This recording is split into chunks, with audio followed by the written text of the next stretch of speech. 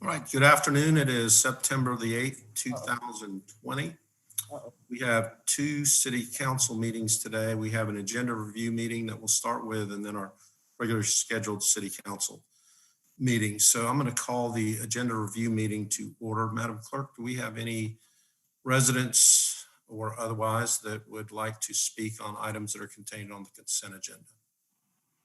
We only had Ken Robinson for items B2 and I6, if there was anyone who made any comments about that item or if it was pulled. Okay. Ken's standing by. We'll keep them if there are questions during commissioner comments. Let's see, Commissioner Hill, it looks like you're up first today. Thank you, Mayor, and good afternoon to all. I do have some comments on B2 regarding our participation. I have spoken with council. There's been no adjustment, so I'll wait until my comments at council to move forward. Is that it, Commissioner? That's it for me, sir. Okay, thank you. Commissioner Burns? Yes, good afternoon, Mayor and Council. I've been briefed. I have no comments or questions. Thank you. Okay. Commissioner Gray? No issues, no conflicts, sir. Thank you. Okay. You have a little echo there, Commissioner Gray. I'm not sure why. Commissioner Ortiz? I'm good, sir. Thank you. Commissioner Stewart? I'm fine, Mayor. Thank you very much. And Commissioner Sheehan? Hi, Mayor. I met virtually with staff last week, so I have no concerns. Thank you. Okay, fantastic. Then if there's no objection, we will adjourn the agenda review meeting and we will, I will convene the city council meeting. We'll begin with the invocation and pledge of allegiance. Commissioner Hill, would you do the honors of leading us in both the invocation and the pledge of allegiance today? Yes, sir. Well, I would like to begin with a brief prayer, and the prayers, the Serenity by American theologist Reinhold Niemeyer, and I think it's one that we all know. It's been composed in 1932, and the prayer spread rapidly throughout the world. And it starts with this, if we can pray. Oh God, Heavenly Father, grant us the serenity of mind to accept that which cannot be changed, and the courage to change that can be changed, and the wisdom to know the difference. So this council has been empowered by you, Lord, from your people, for your people. Give us wisdom, Father.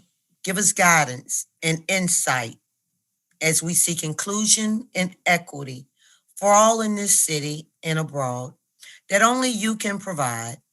And as we lead your people, Lord, we ask that all these things through Jesus Christ our Lord is granted. Amen. Amen.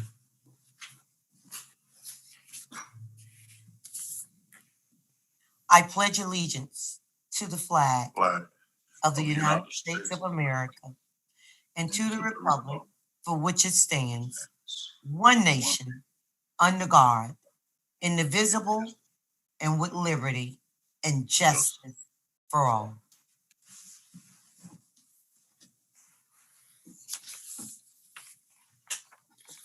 Thank you, Commissioner Hill. I'll now call the meeting to order. Madam Clerk, would you call the roll and make the determination of quorum, please?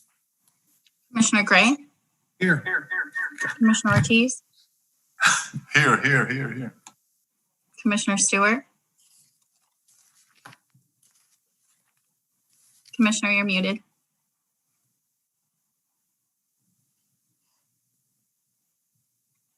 Space key, Commissioner Stewart. Here. Commissioner Sheehan? Here. Commissioner Hill? Here. Commissioner Burns? Present. Mayor Dyer? Here. Mayor, we have a quorum with all members present.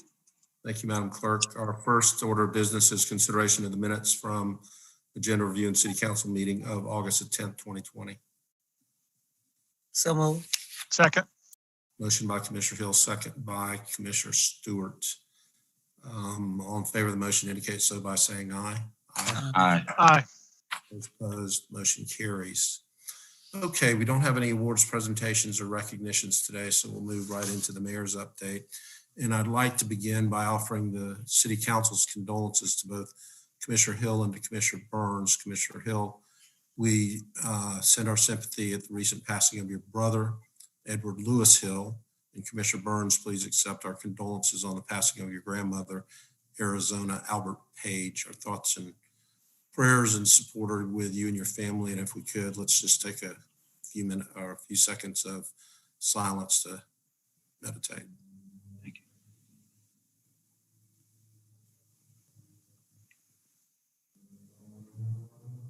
Thank you, and we are extremely sorry for your losses. Thank you, Mayor, Council. Commissioner Ortiz, we all want to congratulate you on your election as president of the Florida League of Cities.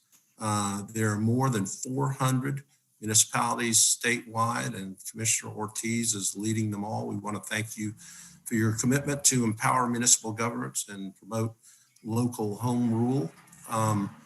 I think I'm just going to pull this out of the cobwebs of my mind and think that you, I believe, are the second mayor in the history of the city of Orlando to serve in that position. I believe Mayor Hood served as president of the Florida League of Cities at some point during her tenure, although it might have been before she was mayor. It might have been when she was a commissioner as well. So congratulations in any event. I know that you'll make us proud. Okay, budget hearings. We've been preparing our fiscal year 2021 budget. And at the same time, we've faced the COVID pandemic and the call to end systematic racism. And I'm proud that we have been able to address both of these priorities within our budget. We're continuing to invest in youth programs, economic development, affordable housing, job training. We're adding a new position of equity official to ensure the actions we take as a city are aligned with efforts to dismantle systematic racism. We're refocusing some of the funds from OPD for research and piloting of a co-responder model that will partner with mental health and social service professionals to respond to specific calls. We're redirecting funds for enhanced use of force de-escalation training, mental health support for officers, and more community-oriented policing.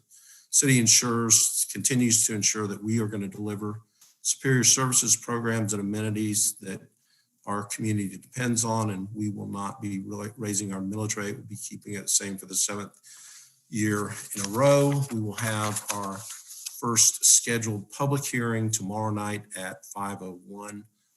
If you want to learn more about our budget hearing, you can visit orlando.gov/ORL budget. Next week marks the start of Hispanic Heritage Month, and although we can't host our annual celebration that I look forward to every year, we'll still join our community to recognize the contributions and cultural influence of our Hispanic residents in Orlando. We'll be using many of our city social media platforms for Hispanic Heritage Month recognitions, and also hosting virtual workshops focused on topics and issues of concern to our Hispanic residents. I want to just mention a couple items that are on our agenda today as we continue to address and reduce the spread of COVID-19. We also want to continue to help our small businesses. So the first item that I would like to mention are C10 and CRA 7, which are our parklet program. Through the use of a temporary use permit process, will allow downtown businesses to expand their retail sales and restaurant seating options into adjacent on-street parking spaces. And the CRA is going to provide funding to support businesses that would like to expand their operation into these, what we're calling parklets. So there won't be any fees to pay. There'll be an application process, but just to make sure that the spaces that are being utilized are going to be utilized safely, and there's a plan of operation for that. The other is item F14, which relates to rental assistance. We have some funds that we got through the state through the CARES Act. So we're approving a funding agreement with Heart of Florida United Way to administer a new rental assistance program for city residents. that'll provide grants of up to $10,000 per household to cover rent payments that weren't made between March 1st and October the 31st. The program will open on Wednesday, September 23rd. You can go to HFUW, Heart of Florida United Way.org/Orlando Cares for more information about the application process, and we believe we can help a lot of households. The last item I'm going to mention is A3, which is the SALT agreement. It is to, again, help those experiencing homelessness by funding the SALT bus to continue operations, providing for showers and haircuts and laundry service and hygiene items through September of 2021. So with that, we'll move to the consent agenda. And the consent agenda are a number of items that are acted upon through a single vote of council. We give each of the members of the council an opportunity to comment on items on the consent agenda and update you on important things from their districts. We rotate the order that we do that, and today Commissioner Hill is first up. Thank you, Mayor Dyer. I'd like to thank everyone, as you stated, for all your kind words and condolences and just prayers, and just thank you all. It's been a pretty rough couple months for me, but nevertheless, knowing that, there's people praying for you and standing with you in those times, I really sincerely appreciate it. As you said, Mayor, at the last council meeting, I think I stated COVID-19 is still, something that we're taking very seriously, and I'm so glad to see the parklets. We know our downtown is the core of our, I think, of our city in a sense. So seeing whatever we can do to help the businesses there continue to keep their doors open during these perilous times is really great. And also the forum that I'll be holding tonight with our housing department to explain a little bit more about our renter assistance program. That will be a virtual Zoom meeting this evening hosted by my office, but geared towards the whole city, and it will be directed by our housing department and our partners who will facilitate those funds. So you can go to the City of Orlando, orlando.gov site to get more information and to find out about the Zoom meeting, and also the District 5 Commissioner Hill website, along with District 5 Facebook page.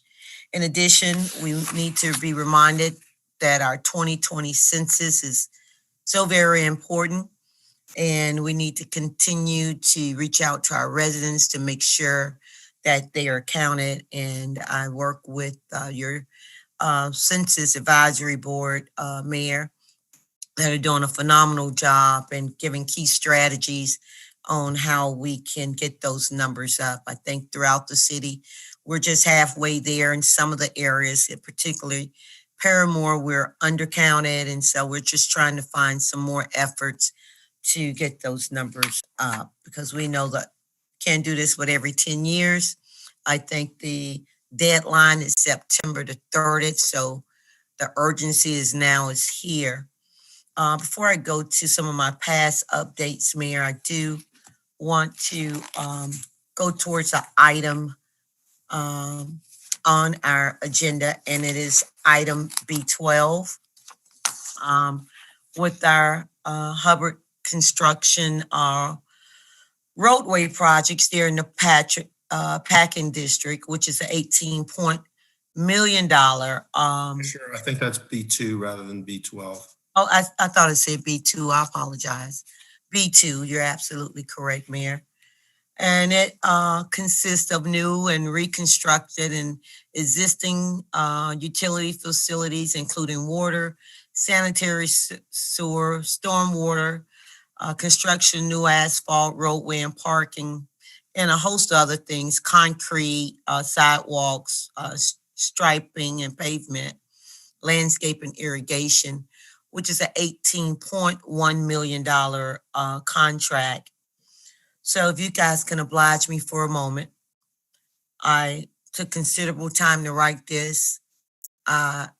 This is one of, been here about 7 years, and we've had many controversial votes that I thought was great for this city. This one, Mayor, I think Hubbard has a long history in this community, probably even greater than 70 years of doing great roadside work, which is a great company. I even remember growing up as a little girl, the majority of the men in my community, which was the Paramore community, was employed by Hubbard. And they didn't go to a construction school or anything. They learned how to become heavy equipment operators and backhoe operators and stripers and roadside workers are during those years of old Orlando. So I'm very respectful of the quality of work of Hubbard. So this isn't a no to Hubbard. I will be voting no, and hopefully we can do better than this, but oblige me, I did write this down, and this is how I feel about this contract, Mayor, $18.1 million. And I've did my own personal research on this. This is one of the most painful moments over the time that I have sat on this dais for nearly 7 years to cast my vote on a project. More deeply, a month and a half ago, we saw 14 days of protests in this city with marches to the front steps of City Hall. We responded by stating, we are listening, we see you, we are with you. Well, today, we went even in a symbolic gesture with the community of faith-based leaders, elected officials, community activists, Mayor Dimmons and Mayor Dyer included, in a thank you, and youth and everyday citizens. Today, I must say, I feel like it was hypocritical. We did not hear them. We did not see them. And clearly, we are not with them. By bringing forth a contract of this magnitude without proper representation and exclusion of African Americans, our local contractors that are African American on this 2-year project, nor jobs, is a travesty. This is a time we must lean into who we are. Diversity and respect are two of our core values, but clearly it is not represented on this contract. We need not to rethink our commitment to live and to act on those values because it is not enough. Our responsibility in the city of Orlando is to drive change because we have always been progressive. Fight for justice and advocate for what is right and what is just. Never has it been more critical than now to recognize the role and opportunities and act on it. We have demonstrated great leadership in the city of Orlando when we have spoken about inclusive communities and leading with our hearts. But today, this contract does not exemplify that, Mayor and Council. We should not have to be placed in these uncomfortable conversations for us to do what is right and what is just, to have the courage to act and do our part. It is my greatest hope today through communication, common humanity, and empathy as individuals.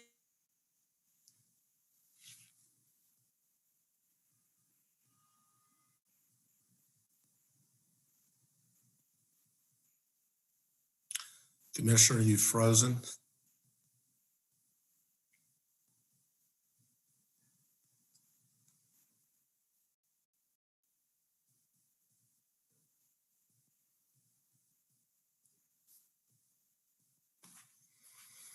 Commissioner? Mayor, I had my aide to go into her office to let her know that her audio stopped, so I think we're working on it. Let's wait just a second. Or log back in.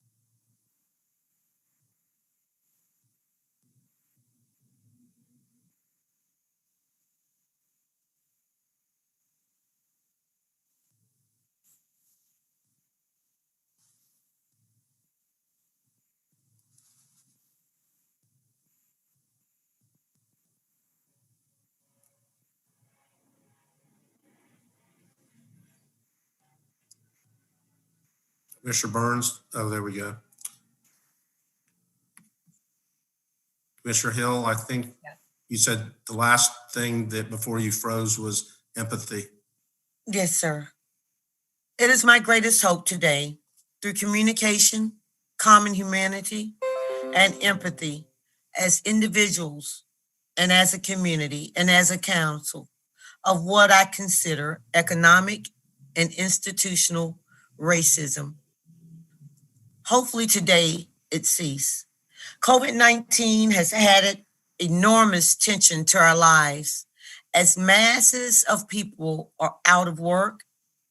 There is distrust and anxiety grows and continue to lead to an increase in our social and society ills, such as hunger, depression, violence, homelessness, addictions, and etc. At the deeper center of this cesspool, and not to oversimplify, the issues at hand is that we are not willing to put ourselves in the shoes of those who are struggling and then try to figure it out, what to do to alleviate their struggles through economic empowerment. The time has come for alienation of certain demographics, i.e. multi-million-dollar contracts without it being all-inclusive, to stop. I must admit, Mayor and Council, I'm slightly fed up each time we get these multi-million-dollar contracts and there's no inclusion. It is expecting jobs and contracts, not a handout, but an opportunity because we're qualified. We must be the agents of change. I have been committed since being on this council, creating harmony and understanding among different individuals I call friends, colleagues, mentors, and even family, regardless of color, creed, orientation, gender, or etc. Unfortunately, I must become a little bit more aggressive today on these issues. Some may feel a little awkward. This may not be in everyone's comfort zone because it is difficult for me also.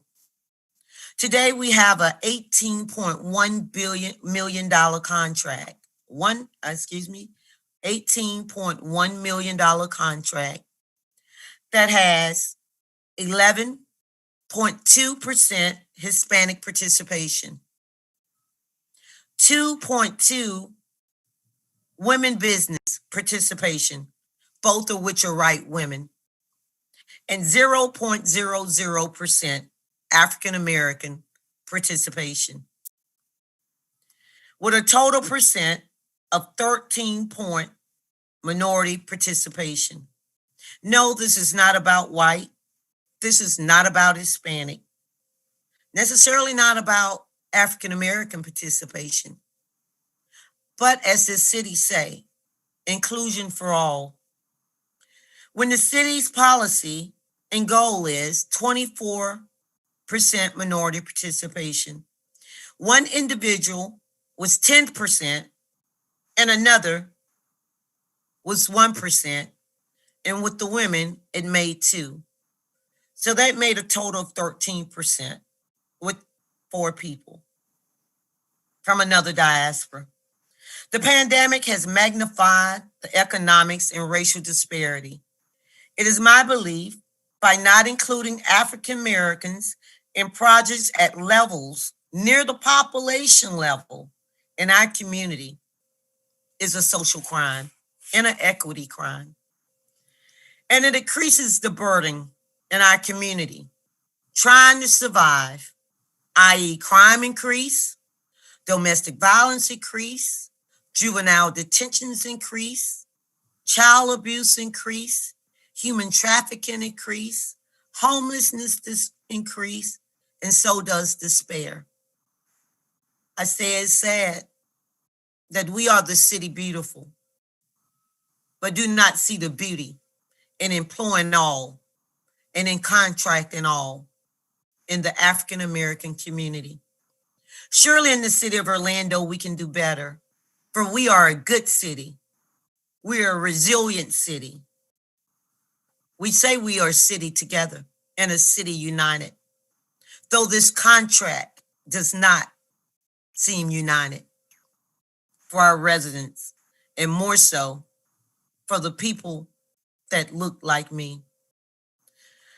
How can we say that we're all in this together when Black firms are being excluded in these multi-million-dollar contracts? I believe, Mayor, the WMB program is broken and is in need of immediate repair. Do we care enough to fix this and find it in our hearts to save ourselves from ourselves?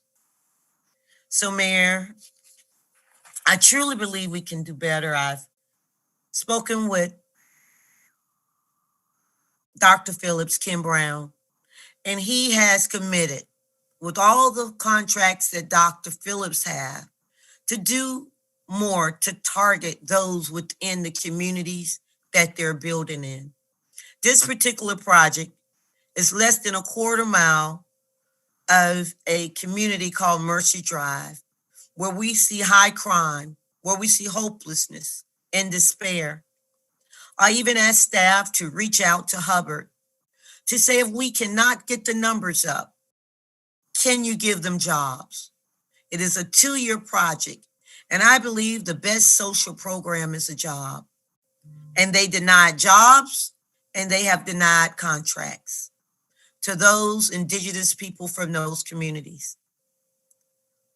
Mayor, I would hope, and I would hope this council not continue to do business with people that say that all lives don't matter, that Black lives don't matter. We can paint 30 murals, but if our actions don't speak to the symbolism of our hopes, it is all fruitless. I am hopeful. I know this is a caring commission, and I have been proud to sit on this commission. But this will really break my heart and cause such divide and distrust to continue to see multi-million-dollar contracts come by and it's not equally represented. So that's where I am. I did not want to come across hostile. I did not want to come across as if we're begging for a seat at the table. I just want us as a city to make good on our promises. We see them, we said. We heard them, we said. And it was not just about police reform. It was about health disparities. It was about economic disparities. And it was about job disparities. I know we'll reconvene in a couple more weeks. I'm not saying put this RFP back out. I'm just asking this city to make sure that those that want to do business in the city of Orlando know how important it is for us to be all inclusive, not some inclusive. You know, I do believe I wasn't here, and maybe you were here, Mayor, maybe it was before you, but when this WB program was put in place, it was actually put in place because African Americans were not getting contracts. And now we find that because we are all inclusive, and times have changed from the 70s, that now there's new minorities that have taken place of the African American communities, and our work are no longer valued. And we can't continue down this road and make sure that some can participate while a whole nother community starve. And I had some things. I want to thank those that helped us in the backpack drive, and that was Orlando City Soccer, Orlando Magic, Brassfield Gory, the Usler Group in their development, and Baker Barrios. I like to thank the city and Florida Citrus Sports, Bartomello, Provisions, that have been making valid efforts with the new renovation of Camping World Stadium to do multiple outreach to make sure that these contracts are all inclusive. But I do not want to disregard that there's multiple contracts on here today that only had $400,000 contracts, but got 30% participation and was all inclusive. Mayor, I hope as we move forward, no, there's not too many more venues, but there will be coming down the pipeline 20 and 30 and from what I hear, even $100 million contract with something we're gonna be doing.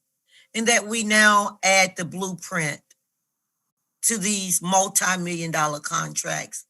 Because if we don't push the envelope, I truly don't believe that many of these contractors are gonna adhere to our WMB program. But if we add that blueprint, they have no options. And we can't give them options to do what is wrong and not to be inclusive. It is our responsibility of the city of Orlando.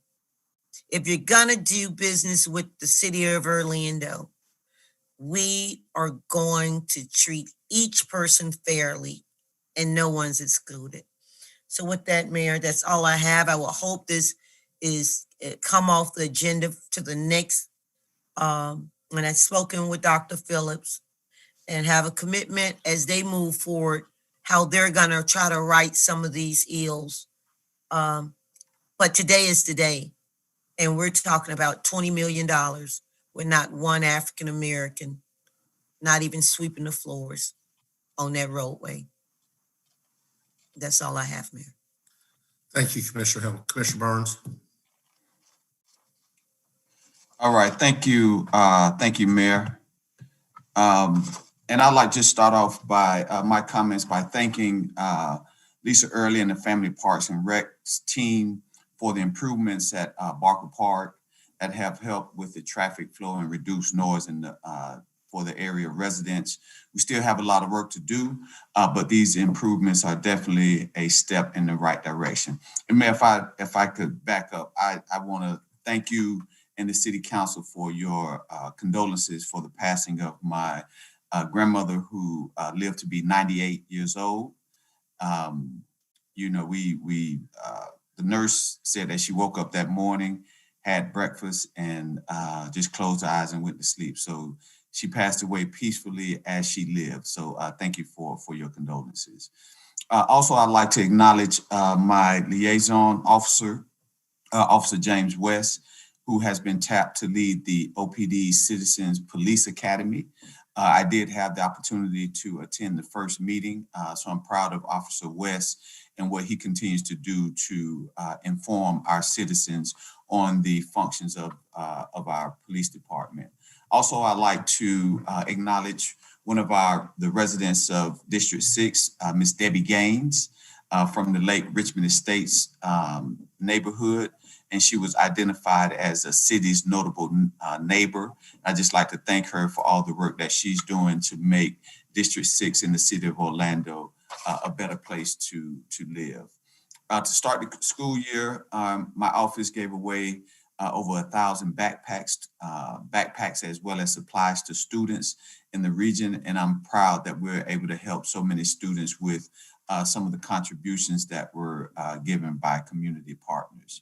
Also, I'd just like to express that we need to continue to raise awareness about the importance of filling out the census. There are several areas in our community that are undercounted as of today. And so we are just need to come together, work together to ensure that everyone knows the importance of filling out the census. I had an opportunity to hold a press conference in partnership with several local pastors and community groups. Again, we want to increase the self-response rate by September 30th. And unfortunately, this year, we've lost 30 days, really 30 days of field work. I do understand that now the census workers are going door to door to assist with filling out those census forms, but we also must do our part to continue to raise the awareness. So I personally will be hitting the streets, educating the community on the importance of the census, and I encourage my fellow commissioners to help raise that awareness as well. Also, Mayor, I'd like to thank you and your team for the continued COVID-19 testing that has happened at the Smith Center. We really appreciate it. The pandemic is still real. It's still impacting us. It feels like more than ever. Also, I just want to remind everyone that we need to continue to wear a mask, practice physical distancing when possible, because we can help stop the spread of COVID-19. This past week, about a week and a half ago, I partnered with Legal Aid Society, Orange County Bar Association, as well as Judge Eric Dubose and the Orange County government on August 27th to host a virtual forum on evictions and rental assistance, and provide a lot of information mainly on the county's program, where they have about $20 million to provide residents for eviction prevention assistance. And with that, I would like to express my support for item F14, the Orlando Rental Assistance Program. I'm excited that there are additional resources that are dedicated to combating evictions in our community and preventing the COVID-19 health crisis from turning into a homeless crisis. So thank you, Mayor, and thank you to the Housing Department for pulling that together. Also, I'd like to express my support for items F1 through F13 and thank all of the nonprofit organizations who will be receiving CDBG funding for their continued hard work and commitment on behalf of some of our disadvantaged community members.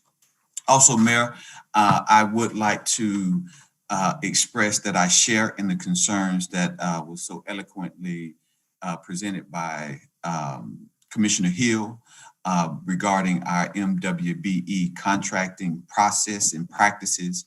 I have been meeting with staff and we've discussed some strategies to improve the contracting practices that will ensure that we are inclusive. Everyone has opportunity and there's some equity. So I look forward to working together to improve that WMBE program. And I've been on the council for, Commissioner Hill said 7 years. I've been on the council for 7 months. And I do feel a level of frustration myself. It does feel like we get to the point where we start to beg companies who are getting substantial contracts to add all of our community members. So again, Mayor, I look forward to working with staff on ways that we can improve this program, strengthen the program, and make sure that everyone who is seeking to do business with the city understands that we take inclusiveness, equity seriously. So thank you, Mayor, and that's all of my comments. Thank you, Commissioner Burns. And Commissioner Hill and Commissioner Burns, I understand your concern. I'm sympathetic to your concern. I think this council's done a pretty good job over the years of being mindful of supporting our WMB programs. The blueprint, I think, is an example for the country in terms of how you do that. We've probably gotten the 30s on just about every one of those projects. We've extended the blueprint into other areas, and now we're doing job training. One of the things we can't do is distinguish between minority groups, however. So if you qualify as minority, you're a minority, whether that's African-American, whether that's Hispanic or any other type of minority that would qualify under that. We have a process, and not every project meets the 18 and 6, but if they've made a good faith effort and it's within our rules and our staff has deemed that to be a good faith effort, then we can encourage them to do more. But in this case, Hubbard has played by our rules, and it certainly would be very difficult not to award this contract to them. We can continue to work with them to try to get increased participation. That's within the rules, but we're sympathetic to that. And as Commissioner Burns has said, we're looking at what different processes we can use with actually the city attorney's engaged in making some recommendations on how we might evaluate our process to make sure that we keep it compliant with federal rules and how we might make it better. But I don't think we can do that here today. Well, I like to make a comment, Mayor. I understand that, but they don't even want to hire anybody from my community.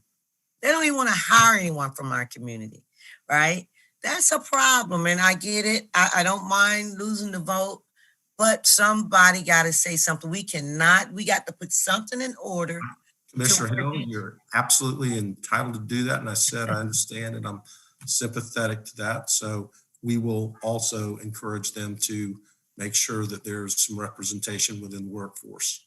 Okay. Thank you. Commissioner Gray. Thank you, sir. A lot of what I wanted to talk about was covered by Commissioners Hill and Burns. So I'll be brief and first start off by congratulating Commissioner Ortiz and thank him for leadership on Florida League of Cities. It's great that Orlando's represented. So Commissioner Hill or Commissioner Ortiz, thanks for taking the leadership role there. I'm sure you'll do us proud. Couple of quick thank yous to staff. August 15th, we in the Neighborhood Watch Group coordinated a shred event in Lake Nona, which I didn't think a shred event would be that exciting or that well received, but believe me, we had plenty of folks cleaning out closets with staff. But it was great to work with the group and in the hot Saturday morning to help folks with that. But thanks to those folks for doing that at OPD. Also on Friday, August 21st, we did our backpack giveaway, certainly not at the magnitude of Commissioner Burns, so congrats on that. But we did our share out in the Lake Nona area to help some kids out that need a little help. And finally, I wanted to welcome Advent Health to the community. They opened an ER facility. And we got a lot of things in Lake Nona, but with the exception of Nemours, we really didn't have a lot of healthcare. And so that's coming through Advent Health. Orlando Health is coming right behind with some emergency rooms and medical office. So we're thrilled to have that. So welcome to Advent Health. And I'll just weigh in real quick. I know this is a little off agenda here, but I would love for us to have a workshop on the MWBE program. It feels to me like that there must be a disconnect between the vendors that are doing the general contractors and those subcontractors that want to provide those services.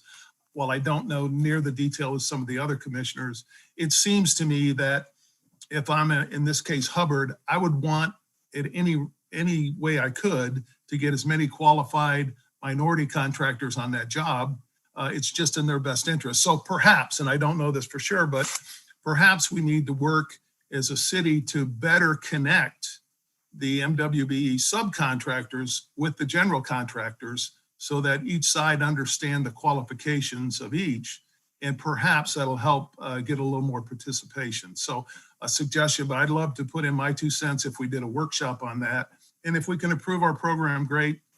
If it's a blue ribbon program and there's no improvements, at least we tried. But it doesn't make sense to me that a general contractor would purposely omit minorities because there's every benefit to them to bring them in if they're qualified. So we probably ought to work on that. But other than that, I'll save my comments to later in the agenda when we have some ordinances. So thank you, sir. Okay. Commissioner Ortiz. Thank you, Mayor. Thank you, everyone. Let me start by, first of all, convey my condolences and prayers to Commissioner Hill, Commissioner Burns, and also to a good friend of mine, Tom Goulet, who lost his mother this past week. So our prayers are with you all. It's hard to fill that gap, when we lose somebody we love so much, but please know that our prayers are there. In reference to the housing department, and as Commissioner Burns said, from F1 all the way to F14, we need to celebrate housing. CDBG monies and this particular housing assistance program is amazing. So Henry, your staff and everybody, you guys are doing a terrific job. This This is moving forward. This is helping our community. That's what we're here for. Commissioner Hill, Commissioner Burns, you both talked about census. We cannot harper enough. We cannot accentuate that enough. You guys are running the money, and we need to do something, make sure that people are registering out there. There's a big gap right now. We're not even near the last census, the numbers we had in the last census by this time. So I want to accentuate that, and we keep putting signs out there. I'm going to, as a matter of fact, get with all the commissioners, because we have a direct contact with the census to see if we continue the campaign. I know we've been talking to the community. We have done all kinds of things, but we must not quit right now. We must push this further. And hopefully somebody at the federal government will extend this a little bit, because we definitely need those numbers in our books. I have to say this too. I'm excited about extending the contract to I call her my boss, Ms. Megan Shaver. She's amazing. She's done a great job in our office and with our constituents, and I want to congratulate her in extending that contract. Commissioner Stewart, want to congratulate you. You'll be sharing the Finance, Taxation, and Personnel Committee at the Florida League of Cities. So congratulations in advance. On Wednesday, August 12th, we acquire additional fire gear and donate it to Nicaragua and Colombia. I want to give a huge shout out to the Orlando Fire Department for continuing to work with us to distribute much needed supplies to countries that are in need of important protective equipment regarding fire safety and rescue. Thank you, Chief Benjamin Barksdale, Deputy Chief Ian Davis, Deputy Chief Whale. We appreciate your support, your assistance. Manny Soto has also gotten involved. So I want to thank the whole staff. I can say enough about how much this does for other countries. What we take, equipment that we discard from time to time, they value that equipment as new. And that's something to be said. And of course, we share of what we have, and that's amazing. On Friday August 14th, the Florida League of Cities went virtual for the Florida League of Cities annual conference, and I had the honor of being installed as the 2020-2021 president of the FLC. Mayor, I want to thank you for yielding your seat to me 9 years ago, for your support, for allowing me to represent the city of Orlando. I hope I have made you proud, and I have made the community proud. I also want to thank the city of Orlando, the commissioners, the staff, and the employees for their unwavering support and assistance in our community. And for the staff, I have to say this. There's not a single day that I express to the community how proud I am in every single department, in every member of our City of Orlando government. I'm so proud, because people around here work because they feel it in their heart to help other people. And when I see the enthusiasm, when I ask for something and how people go out of their ways to get information or to do something for somebody, that makes me so proud. And I wish people knew about this, which is a preamble to, I'm going to talk very lightly about my initiative as a president of the Florida League of Cities. It's going to be academic. It's about informing people. One of the problems we have in our society is people don't know enough about government. We've been doing our academy. The mayor, you've been doing your academy. We've been teaching people about government. And it's not until then where they have this epiphany and they say, wow, we had all this in our hands and we never knew. So we want to take this message to the whole state, to all the 21 million plus residents we have in the state, because all these protests, all these things happening is a reflection of that. We are reactive instead of being proactive. We need residents that know how government works, that are involved with government. So these things that we're talking about right now, Commissioner Hill and Commissioner Brown, don't happen because we'll be on top of those things, because the residents themselves will get involved. And I'm going to ask for your help. Each of us, each and every one of us have to become an ambassador in teaching our communities how government work and get them involved, recruit them, make them, get them enthusiastic and motivated about getting involved and learning about government. There's so many things. People don't even realize we have a decentralized government, and people don't see that the real weight of government is in our shoulders, not on those representing us in Tallahassee or Washington. we need to teach people that we can make a difference. And those people at those levels need to be coming back to us, checking with us periodically and finding out what are the needs of our community, just like we do on a daily basis. When I hear you talking about your community, about the needs of those being involved as part of, the minority program, or not even a minority program, they just need to be involved, period. They should be accounted for, not as a small percentage, but as a whole, take part of the big pie, So we need to drive this to our community. We need to make it to we're whole. And we work together to reach that. So that's going to be our campaign. We're going to have all kinds of materials. We're going to disseminate that. And it's going to be an exciting year for all of us. And I count on you all to help us out. This is a team effort. This is everybody. It's not about one person or two. It's about everybody getting involved.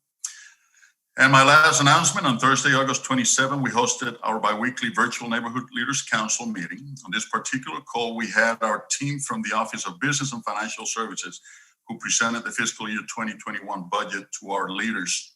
I want to thank Michelle McCrimmon, Martin Carmody, and Jason Vojkovic for joining us and putting together an awesome, and I mean an awesome presentation for our neighborhood leaders. Everyone was so pleased, and more than anything else, they were pleased because they understood how we're managing monies, and they're conveying that information to other community members. And with that being said, thank you, Mayor. Thank you so much. Thank you, Commissioner Ortiz. We'll move to Commissioner Stewart. Thank you, Mayor. I appreciate it. Tony, congratulations on being the president of the Florida League of Cities. Your reputation for being committed to home rule is envied throughout the entire state. And I know there's a whole level of excitement up at FLC because of you. So congratulations, and thank you for your trust in me to chair the Finance and Taxation. I'm looking forward to getting involved and getting engaged in that. So congratulations, Tony.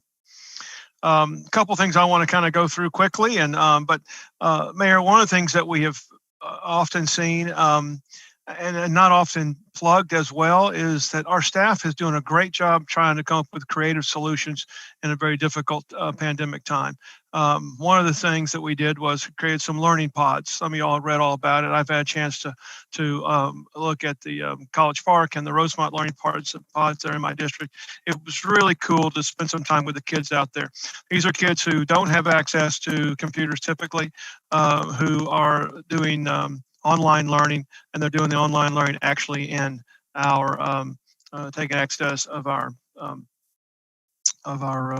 electronics and our network. So our staff are doing a great job. I had a chance to take out some ice cream to them and just tell them, encourage them in terms of the learning, how difficult the learning has been. We're nearing the anniversary of 9/11, and I want to say a special thanks to the Orlando Fire Department for continuing to keep the legacy. We will not forget. This is one of those things that's in our legacy. It's in the heart and soul of our fire department. In that day, there were lives lost, heroes that emerged, and we just cannot forget. So thank you, fire department, for continuing that. If you get a chance to want to go to a socially distanced event coming up this Saturday at 9 o'clock, the College Park Main Street is doing I guess a nip and tuck they call it, but anyway, a work around the up and down Edgewater Drive. So go on out, bring your gloves and bring your mask and come join us. Now, I know Main Street's doing a really kind of a cool thing. They've decided to do a scavenger hunt, but they're doing in a sense, kind of a virtual scavenger hunt. They've planted 25 of these gold pineapples throughout the Ivanhoe district, and asking people to go visit these 25 shops, take a picture, and then kind of share that among the group to continue to promote supporting local businesses. I appreciate the work that they're doing a great deal. So that's going to go on for a couple more weeks. You can look that up through the Ivanhoe Village Main Street. The comments about the census are exactly right. As best I can tell, we're about 1 or 2 percentage points behind from 10 years ago. And I'm disappointed that it's not going to be extended an additional 30 days, but we need to work hard to do that. So I've been trying to work closely with Reggie McGill and the entire team appreciate the work that you've been doing, Commissioner Burns. I think that's been helpful. But for the life of me, I don't understand the people as a level of distrust of filling out census information. Just don't figure it out. So those who don't trust it, we can't change their mind. But there are people that need to do it, and we can get the information to them to accomplish that. We're doing the regular COVID testing. Mayor, thank you for continuing to keep that up. Tomorrow we'll be over at the Rosemont Community Center, and we'll continue that. And I've been thankful for what y'all have done. Commissioner Gray mentioned about the shred event. There will be a shred event this weekend, this Saturday at 9 o'clock over at OPD headquarters. A socially distanced and whatever they do in terms of the terminology, but basically you can just drop off your stuff and they will shred it. There's some rules about doing it, about what you need to drop off. They don't take cardboard. They take only the papers that you want to shred. The information's on the city police department's website. So please go look there. And if you're in my district, look for some more information to come out this week. And then some of y'all are familiar with the ferry doors over at Lou Gardens. I know it sounds kind of trivial, but I will tell you, this is the third year we've done it, and it has been really, really responsive. People have loved it, and being able to be outdoors at Lou Gardens has been a pretty big deal. So I want to say congratulations to Robert Bout and his entire team over there. On September 18th, there'll be a ferry door scavenger hunt. Every time I talk to a person who's got one of my kids' contemporaries who have grandchildren or have children the same age as my grandchildren, they just love it and they want to go see it. They want to go see it right away. So it's a good chance to expose the Lou Gardens to a whole different type of people that don't typically get over there. And the ferry doors is a great way to do it. So I want to say congratulations to them. On the agenda, I've got a couple of 3 things I'd like to share. The A3 with the Service and Love Together. I am so grateful for what they have been doing. They've been, as you know, that I'm former director of the Christian Service Center, and they've been over there Tuesday and Thursday every week. It's been a wonderful partnership, and I really see some really neat things coming out and see a lot of synergy happening in our community because of it. C10 is the parklet. We'll talk about that again later on with the CRA. Excited about the parklet. I think that we want to get a handle on how we want to do this and do it well, because I do believe that they're going to have some of our main streets that are going to be looking to do the same thing. And I want to make sure that we have done a good pilot program downtown where I think it's going to be important. I think we can expand that once we feel comfortable with it. F14 and all of the housing stuff that's going on. Thanks to our friends over at Far United Way and for their leadership in helping to take on this and their willingness to work with the agencies in town to be able to kind of leverage money coming back and forth so that our people continue to stay in their homes. That's an important thing for us. And then on I-3 today, we're embarking on a Lake Orlando Basin study.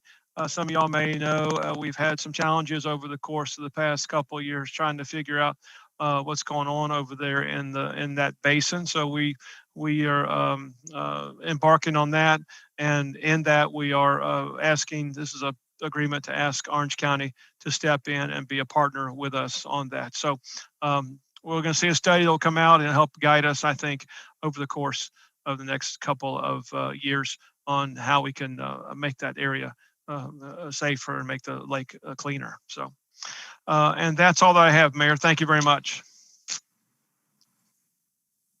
Second. Sorry, Commissioner Sheehan, you want to bring it up? Well, Commissioner Ortiz, I get to be last today, but congratulations to you as well. I know you're going to do an amazing job, and I appreciate your leadership, especially on home rule and explaining to people how very, very important that concept is. And I know you're going to bring that leadership to the Florida League of Cities. So thank you very much. A sad day for District 4. Earl Livingston, long-time Wadeview Park resident. He was also a member of the Citizen Observer Program since 2007. Mr. Livingston just passed away at the age of 85. And I got to tell you, he started volunteering after 70 with OPD and was just a tireless, amazing person. And condolences to his wife, Mary, and to his family. He was a volunteer at Delaney Street Baptist Church since 1958 and helped his neighbors all the time. He always used to help anybody that needed assistance. And I just want to say thank you, Earl Livingston, for your life, for your legacy, for everything that you have done for the city of Orlando and the Orlando Police Department. We've had a lot of requests. I know that we're still not giving any 18A permits for Lake Eola Park because of COVID-19. But Mayor and Council, I think we really ought to prioritize the performing arts. I mean, not-for-profits have ability to raise money. I know a lot of them use Lake Eola Park, but the performing arts have really been impacted horribly by this pandemic. And I think that we should prioritize, once we open the park back up, to performing arts. Because like I say, you know, a not-for-profit has a lot of other options to be able to raise money, be it walks, be it, you know, any kind of a thon. But the performing arts have not been able to put, as Margot Knight used to say, butts in seats. They haven't been able to do that for a long time. And I think if we're going to look at uses for Lake Eola Park, we really should prioritize, as we move forward, the performing arts who have been impacted so significantly and terribly by this COVID-19 pandemic. On the agenda today, I just wanted to say that on item A21, the City of Orlando is loaning a book to the History Center for an upcoming exhibit. This was held, the Ocoee Massacre of 1920. And I think it's really, really important that we talk about the atrocities that were committed against people of color in this community. And I think it's great that we're starting to talk about that history, talk about a historical context to economic inequality and racial violence and discrimination. So I'm glad to see that the History Center is doing this important education. And if anybody, you know, has some time, PBS did an amazing series. It was called Reconstruction by Dr. Henry Louis Gates. It was an amazing narrative on what happened during Reconstruction and how racial inequality has affected people even to this day. And I think as members of the white community, we really need to educate ourselves on our own history and our own atrocities that have been committed against people of color. On item B2, you know, I think it's appropriate for us to talk about how to, again, repair economic injustice. But I do take great exception to anyone saying that Orlando is not united. My community was slaughtered like animals. And I don't think anyone should say that Orlando wasn't united. It meant a lot to the LGBTQ community when this community came together. And if you want to talk about, you know, equality and everything like that, that's fine. But don't disparage Orlando United. It meant a lot to my community that people came together with people of color. Black Lives Matter marches came to the Performing Arts Center to hug the folks that were grieving. And I think that was Orlando United, and that we should not disparage that. You know, let's talk about racial inequality. I agree with that, but let's not say Orlando's not united, because that was in response to an act of violence against the LGBTQ community that should have never, ever happened. But do I agree that we need to connect contractors? Do I agree that we need to look at ways to do better business? Absolutely, but we should not disparage one another in the process. Item C10, the Parklet program. I think this temporary use is great. I know we've, through COVID response, we have allowed different businesses to use their parking lots to be able to expand.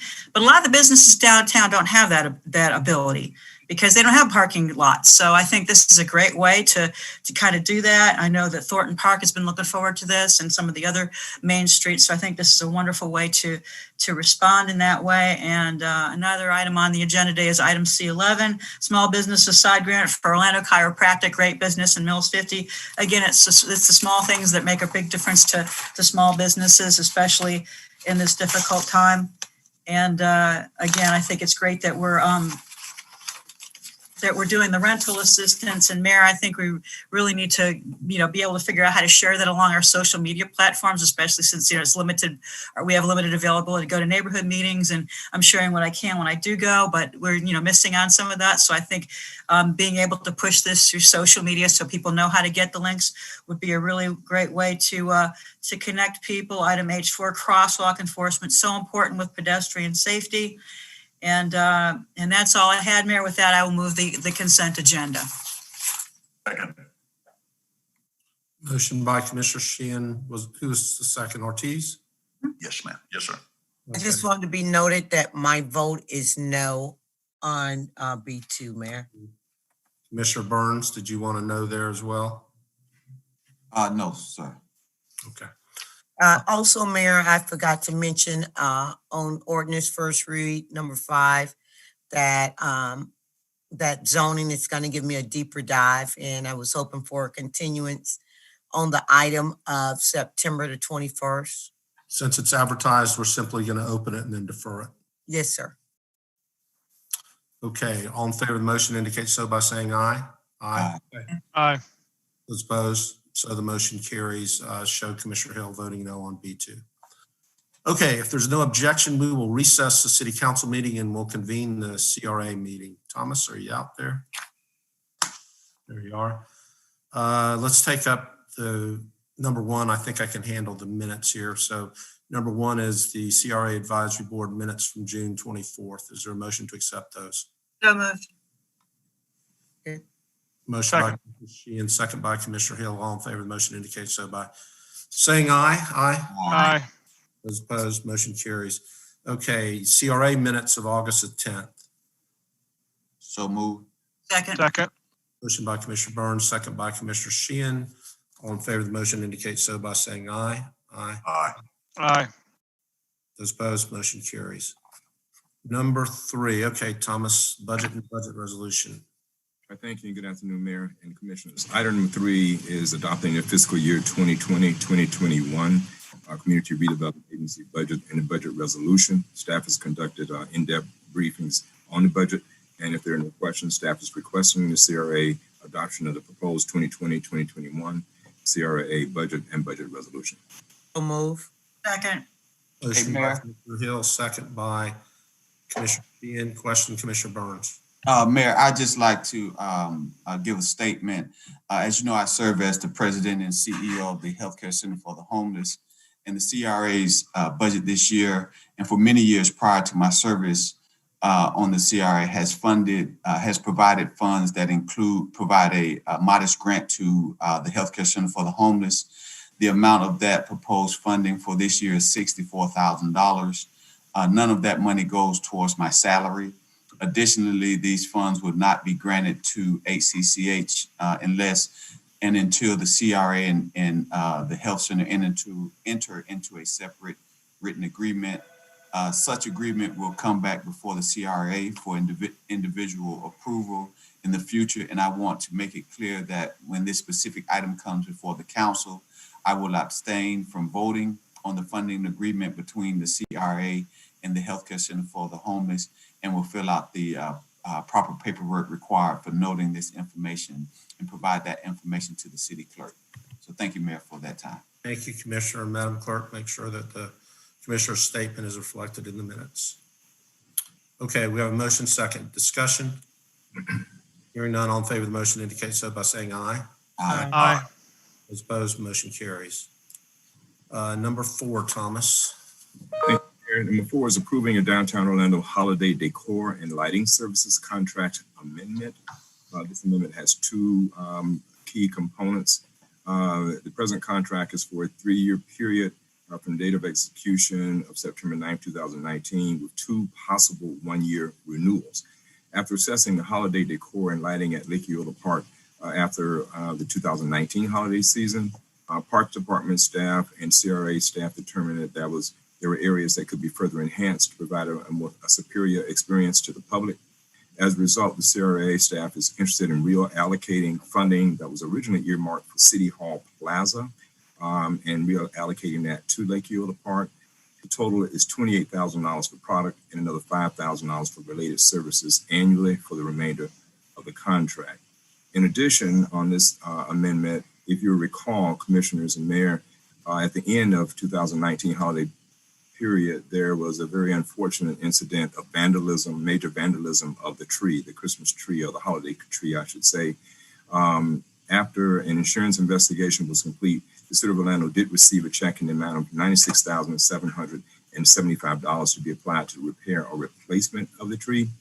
CRA staff, along with Parks Department staff, researched various options, including the cost of repairs and replacements, and concluded that due to the age of the tree and the insurance funding, that the insurance funding should be applied to a new tree structure, a new lighting system, and new technology that would give staff more control for the integration with technology that's already at Lake Eola Park. Staff received several estimates and determined the best estimate to be by Artistic Holiday Designs, LLC. That estimate is $233,000, in addition to an annual amount of $29,600 for installation, removal, storage, and on-site personnel annually, and a one-time not to exceed of $11,200 for an ornament package along with the tree. So if there are no questions, staff is requesting approval of Amendment 1 to the Downtown Orlando Holiday Decor and Lighting Services contract between the CRA and Artistic Holiday Designs, LLC, subject to review and approval of the City Attorney's Office and authorization for the Chief Procurement Officer to execute the amendment. So moved, Mayor. Second. Enthusiastically. Motion by Commissioner Sheehan, second by Commissioner Hill. You know, it's pretty unbelievable that we had somebody that would want to destroy the Christmas tree or holiday tree. But we'll have a bigger and better. We rebuild bigger and better, right? Okay, discussion, hearing none, all in favor of the Well, motion. Mayor, I just want to thank Thomas and the DB. I have to tell you, I used to beg. That park looked terrible. We would pay to have a Christmas tree put in every year. The darn thing would die in the heat in Florida. It looked awful. It cost us so much money to put that darn thing up. And I have to tell you, Thomas and his folks have knocked this out of the park. And not only that, we used to have people come in and volunteer to put Christmas decorations up haphazardly. And you know what? The CRA is supposed to do enhancements and make things beautiful and create a sense of place. And I have heard nothing but good news from all the merchants, everybody. There's so many people that enjoy that park. And I got to tell you, this year more than ever, people need something to look forward to. So Thomas, I just hats off to you. You and your group have done such an amazing job. That was a beautiful experience. And I think we should have nice things in the city of Orlando. And I think using the CRA and the DDB to do enhancements like this and beautifications is appropriate. And I just have to say, I can't say enough nice things about the folks at Lake Eola Park who started this. Thomas, who's taken it to the next level. The fact that we have a beautiful Christmas tree light every year. Y'all, I've been on this council a long time. We have had, that park has been a mess. And I just want to thank the CRA and the DDB for stepping up with funding when we really needed it to really take Lake Eola Park to the next level and becoming a funding partner for all the beautification that's happened at Lake Eola Park. So again, I can't say enough nice things about this. I enthusiastically moved this, and I want to thank Thomas and his crew for everything that they've done to make this a beautiful holiday experience, because I've traveled. First time I ever went anywhere was when I went to Italy. And I came back from Italy with pictures of every city in Italy that had beautiful Christmas decorations. And I said, Thomas, make this happen. This is beautiful. And he did. And I just want to point out, he did a great job.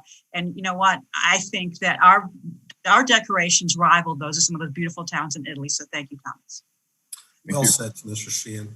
All in favor of the motion indicate so by saying aye. Aye. Aye. Those opposed, motion carries.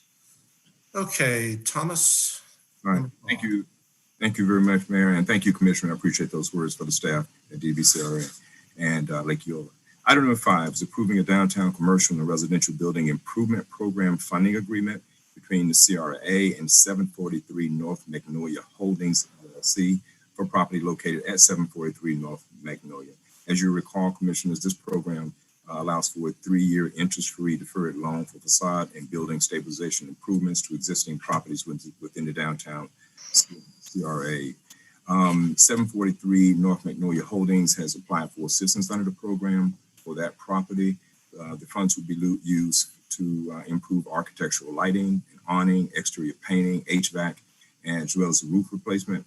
The program provides an opportunity for the CRA to reimburse up to 50% with a not to exceed of $100,000 for commercial properties.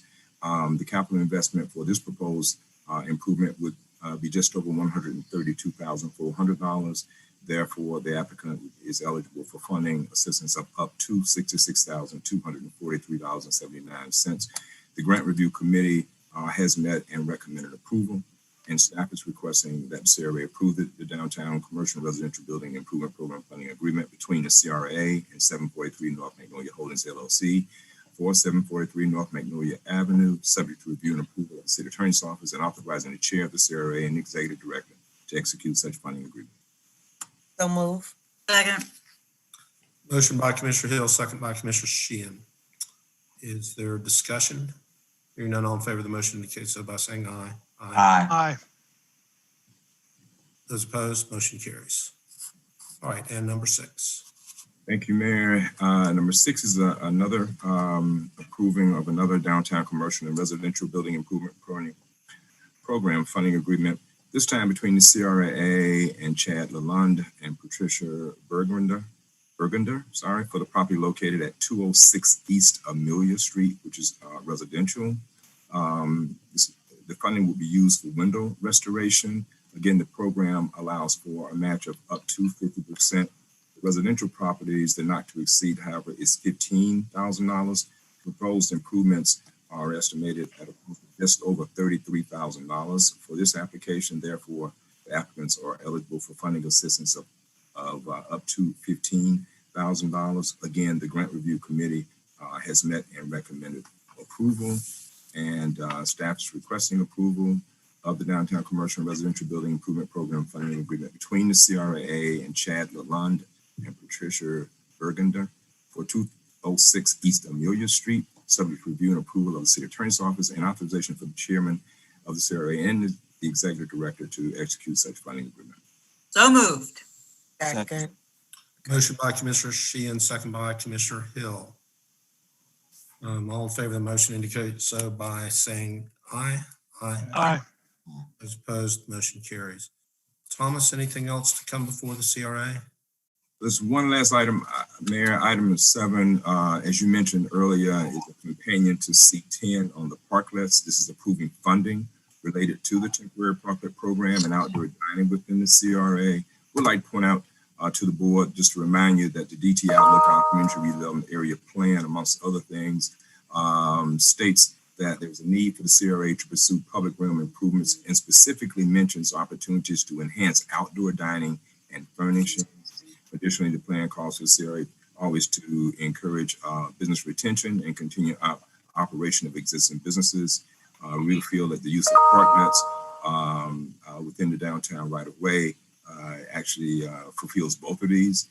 It is proposed that funding would be extended from today through February 1st for the establishment of these and operations of the parklets as part of our COVID-19 economic recovery initiatives. Again, this is a companion item to item C10 that you just approved on the consent agenda. So the staff is requesting approval of the CRA's expenditure and payment of up to $200,000 toward the cost of creation and operation of the parklets pursuant to the temporary parklet program and other outdoor dining spaces within the rights of way, including the cost of the metered parking for the parklet spots, barricades, furnishing, landscaping related to signage, and other implementation expenditures. So So- move. Second. Okay. I guess motion by Commissioner Sheehan. Who is the second? Hill. Yeah. Is there discussion? Hearing none, all in favor of the motion indicate so by saying aye. Aye. Aye. Those opposed, motion carries. Thomas, I apparently have an old agenda because I didn't have 7 on here. So, That's it. That wraps us up, Mayor. Thank you all. okay. Without objection, we will adjourn the CRA meeting and we will convene the Neighborhood Improvement District Board of Directors meeting. Brooke, do you have that? Mayor, I'm here. Marty Hudson. Okay. Welcome, Mayor and Commissioners. Thank you for this opportunity we have to bring a couple of items before you related to the Neighborhood Improvement District. The first item that you have is a city service agreement between the City of Orlando and the Downtown South NID. This agreement is for 2020-2021 and is for $17,915. And this is money that the NID will pay to the city for services that are rendered by the city to support the NID. I'd be happy to answer any questions you might have on that item. Mr. Sheehan, you got a motion? I have a motion, Mayor. Move approval. And I got to tell you, Marty and the group down there have been doing a great job. They've put in crosswalk improvements. It looks wonderful, and working closely with the SoDo Main Street. I think wonderful things are happening in downtown South. Right. I'll second that. Okay, motion by Commissioner Sheehan, second by Commissioner Hill. All in favor of the motion indicate so by saying aye. Aye. Those opposed, motion carries. And number 2. Yeah, the second item that we have is actually the funding agreement between the Downtown South NID and the SoDo Main Street. The NID provides the Main Street $30,000 each year, and the Main Street actually helps achieve goals and objectives that the NID has within the district. This includes things like art installations, events, and community events that take place, as well as marketing. This is something we've done for several years now to provide that additional support to the SoDo Main Street. I'd be happy to answer any questions you might have on this item as well. Questions? Motion by Commissioner Sheehan, Move approval. Second. Second. second by Commissioner Stewart. All in favor of the motion indicate so by saying aye. Aye. Aye. Those opposed. Thank you very much. Good job, Marty. Marty, Thank you. anything else? You have? That's all for the NID today. Okay, thank you. Then we will stand adjourned with the NID. We will reconvene the city council meeting, move to new business. We have one new business item, which is the agreement, the city services agreement between the NID and the city of Orlando that we just approved during the NID meeting. So we're going to approve it on this side for the city. Is there a motion on that, Commissioner Sheehan? So moved. Second. Second. Second by Commissioner Burns. All in favor of the motion indicate so by saying Mayor, aye. Mayor, my apologies, but we don't have a new business item. That was kept under economic development. Oh, okay. I have an old agenda. So we moved that that was under consent agenda. Yes, sir. Okay. Then we will just take those motions and seconds back, and Madam Clerk, working from an old agenda apparently. So if I mess up again somewhere, let me know, please. And we'll go to hearings. And let's see. We have pursuant to ordinance and the agreements between the city of Orlando and Greater Orlando Aviation Authority, we have to conduct a public hearing with respect to the preliminary budget of the Greater Orlando Aviation Authority, and we'll be doing that for this fiscal year 2021. I'm going to open the public hearing with respect to the preliminary budget for the Greater Orlando Aviation Authority for fiscal year 2021. On August 19th, 2020, the GO Board adopted a resolution approving its preliminary budget for fiscal year 2021. Preliminary budget for Orlando International Airport is $443,356,263. The preliminary budget for the Orlando Executive Airport is $4,083,040. In accordance with Section 12 of the City Charter, GOA has submitted the preliminary budget to the City Council for review during this public hearing. City Council will not take any action. I believe that Phil Brown is with us, and CFO Kathleen Sharman and Carson Good, who is the chair of the board, and they'll be able to answer any questions if we need them. So I'm going to open the public hearing for public comment. Madam Clerk, do we have people that want to participate in this hearing? Mayor, we've received 8 requests to speak. As a reminder for those of us joining us live and would like to provide public comment for this hearing, please use the raised hand feature or dial *9 if you're on the phone at this time. So up first, we have Angela McKinnon.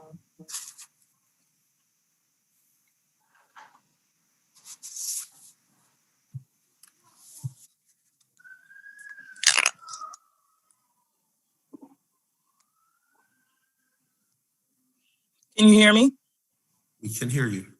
Okay, good afternoon. Angela McKinnon, 1255 LaQuinta Drive, Orlando, Florida, 32819. I came before this board today to speak on the GOA budget. All of you received an email with important information and attachments about the GOA situation.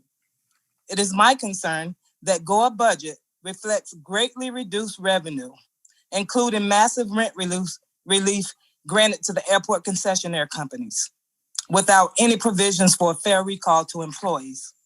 Under this budget, wealthy food and retail corporations got funds our airport desperately needed, while thousands of low-income Orlando workers got kicked to the curb. This kind of approach to recovery for the crisis is misguided and immoral. GOA has continuously given rent relief to billionaire companies who have the privilege to operate in our airport. One of these companies, HMS Host, has notified current employees that as of October 15th, if they are not called back to work, they will permanently be furloughed and their employment will be terminated.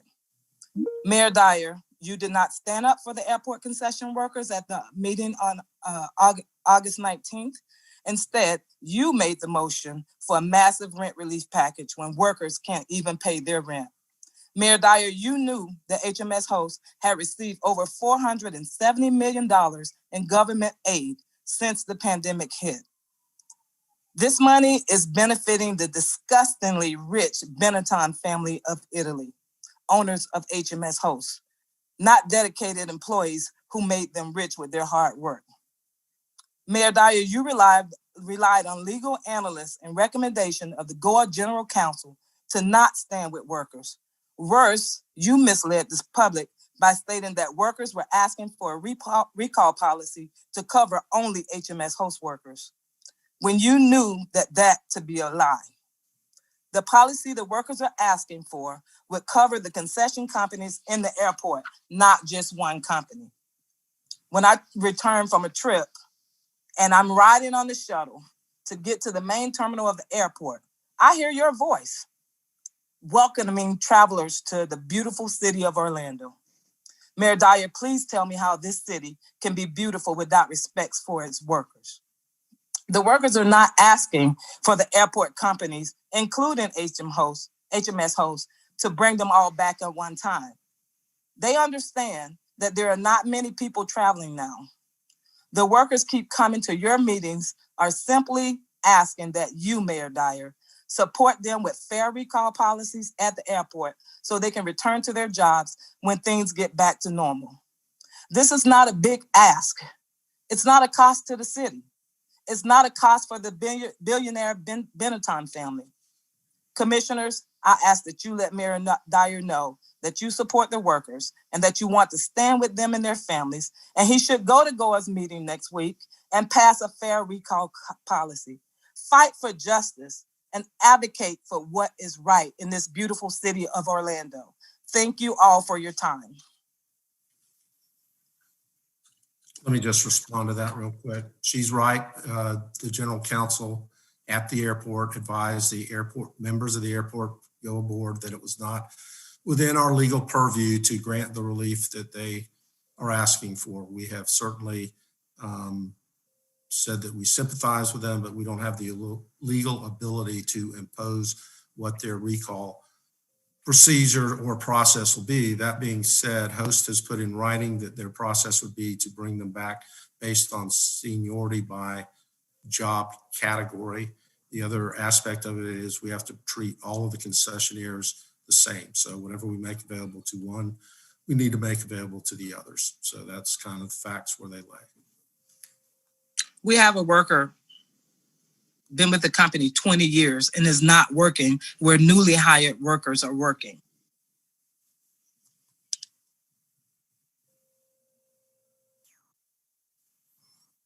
Madam Clerk, who's the next speaker? Next, we have DeLon Stokes. Please state your name and address. You have 5 minutes to speak.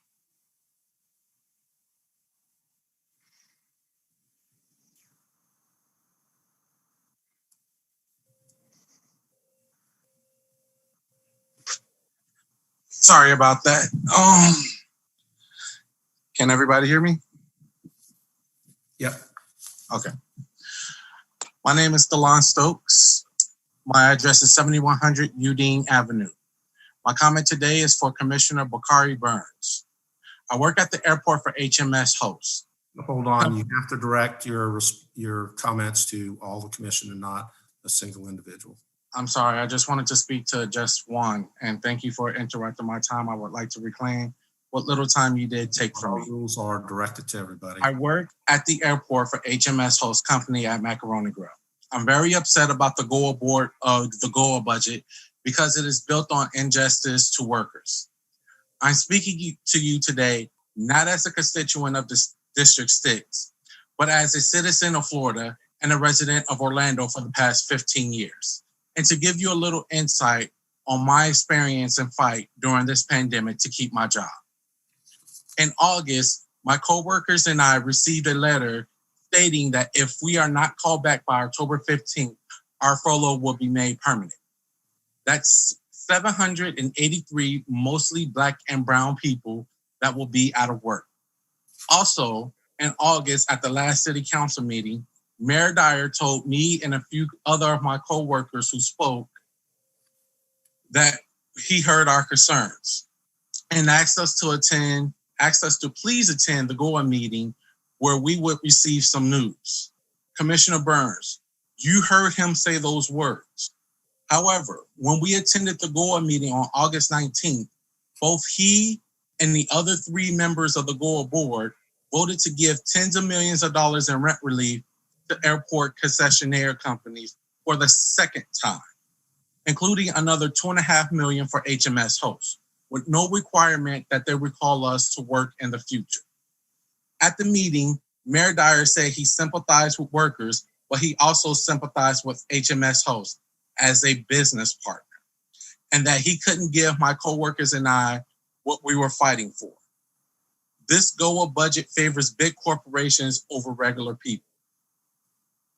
Commissioner Burns, I know you care deeply about those in this city. You've personally helped the homeless population, and you've opened 7 different health clinics to help those who are underinsured or have no insurance at all. We ask you to do everything in your power to encourage GOA to pass a fair recall policy. Thank you.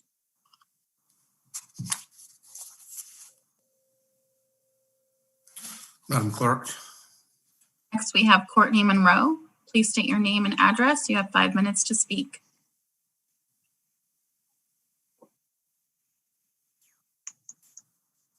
Hello, can you guys hear me? Yes, we can. Okay, perfect. Good afternoon. My name is Courtney Monroe. My address is Savannah Riverway, Orlando, Florida, 32839. For the past 7 years, I've worked as a bartender at Outback in OIA for HMS Host. Commissioner Gray, we need you to ensure the citizens of Orlando employed by HMS Host, as well as all concessionaires, are afforded a fair and equitable access to returning jobs at the airport. Mayor Dyer helped pass another $2.5 million to HMS Host and over $47 million to all concessionaire companies at the airport. This money was granted to those companies with no stipulations or rehiring agreement to ensure currently furloughed workers are brought back to work before any new hires. Like me, hundreds of workers at the airport will be permanently furloughed effective October 15th with HMS Host. While Mayor Dyer, a member of the GOA board, did not stand up for the workers while securing this corporate relief, we need to prevail upon and work with him to support the desires of your constituents to get back to work when airport business resumes. This process is failing the most vulnerable and providing a safety net for the businesses that by most accounts will survive and thrive. Billion-dollar companies are receiving tens of millions of dollars while your people are trying to survive on $275 a week, using food banks, and staring at evictions before the year's end. The airport sits on city land, yet it is not providing a means for the people to live. The only chance we have is if Mayor Dyer stands with the workers. He said in the last GOA meeting, I sympathize with our business partners. Instead, he should sympathize with the citizens that elected him, your constituents of District 1. These events are devastating and debilitating to the people of your district. This is not a request for charity or a handout.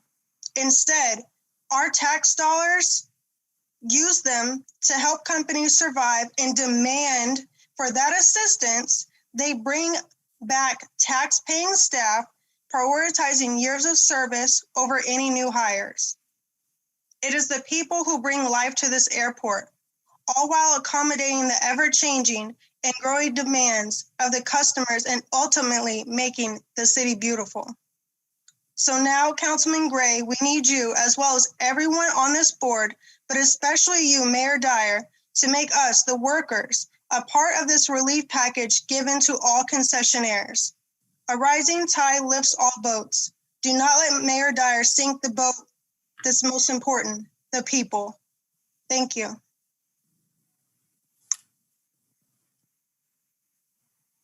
Madam Clerk. Next, we have Cody Hughes. Please state your name and address. You have 5 minutes to speak. Can you guys hear me? Yep. Thank you. My name is Cody Hughes. I live on Bluebonnet Street. I've worked as a bartender at HMS Host for the past 4 years. I would like to direct my comments today towards Commissioner Jim Gray. Mr. Gray, you have served on this council for 8 years now, saying that your philosophy about maintaining a good relationship with your constituents is to be a good neighbor. It's a good phrase. It's short and to the point. And given your history in the U.S. military, I honestly believe it. You've protected your neighbors before with your military service, and for that, I thank you, Mr. Gray. These are now different times. We do not need the retired Air Force member Jim Gray's help. We need Orlando Commissioner Jim Gray's help. We need our neighbor Jim Gray's help. So let me ask you, Commissioner Gray, what does it mean to be a good neighbor in this crisis we are enduring? It means protecting your fellow humans and loving and caring for them. To me, a good neighbor is a member of his community who seeks to put the well-being of the whole over himself. So when it comes to the people of District 1, the laborers, the workers at the Orlando airport, Mayor Dyer, who represents this council on GOA, has not been a good neighbor at all. I am here today asking you to step up and prove you actually believe in your own philosophy. Prove to your constituents, the workers, that those are not just empty words. I want you to take the lead and demonstrate to Mayor Dyer how to be a good neighbor, because Mr. Gray, your real neighbors are the people of District 1, and they are suffering. When your colleague, Mayor Dyer, approved over $5 million of aid to HMS Host with absolutely no stipulations involving rehiring those laid off due to COVID, he forced the people you claim to be your neighbors to endure a perpetual state of crisis. So I'm here today to tell you it's not too late. However, Commissioner Gray, you still have the time to change things. You just cannot stay silent anymore. Use the power you have on this council to encourage Mayor Dyer to guarantee that after this pandemic, the people who have sacrificed years of their lives to concessions companies at the airport will be able to return to work and continue to serve this community. I want you to be a good neighbor, Jim, or when your election comes up next year, the people of Orlando will find somebody who can. Thank you. Madam Clerk. Next, we have Jasmine McLaughlin. Please state your name and address. You have 5 minutes to speak.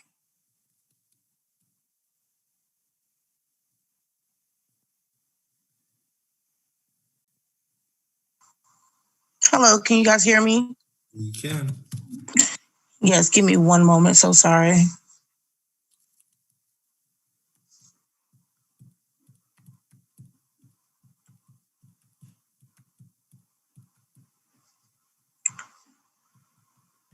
All right.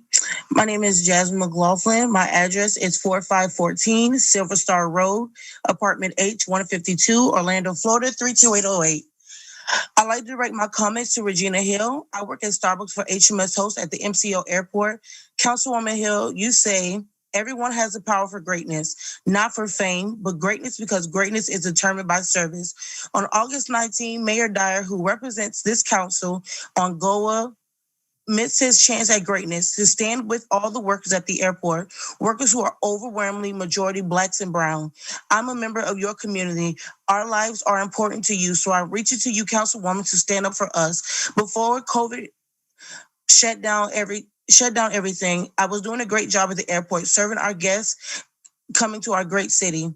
But now I'm in jeopardy of losing my job after fighting for my rights for work and fighting for my rights to organize a union. I'm not here to put you down or say you're not doing anything. But Councilwoman Hill, I'm saying that as a woman of your community that is struggling, that needs your help to stand against those big corporations. Mayor Dyer shot his shot and missed. Ms. Hill, we are not letting him miss again.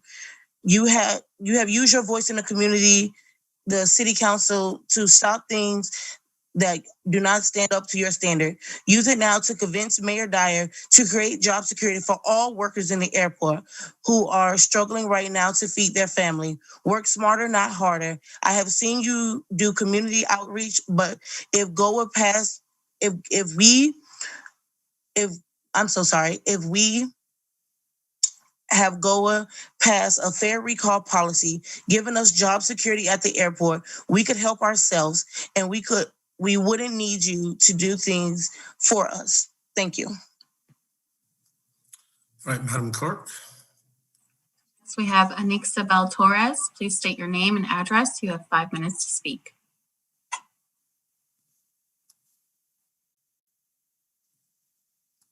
Hi, you hear me? We can.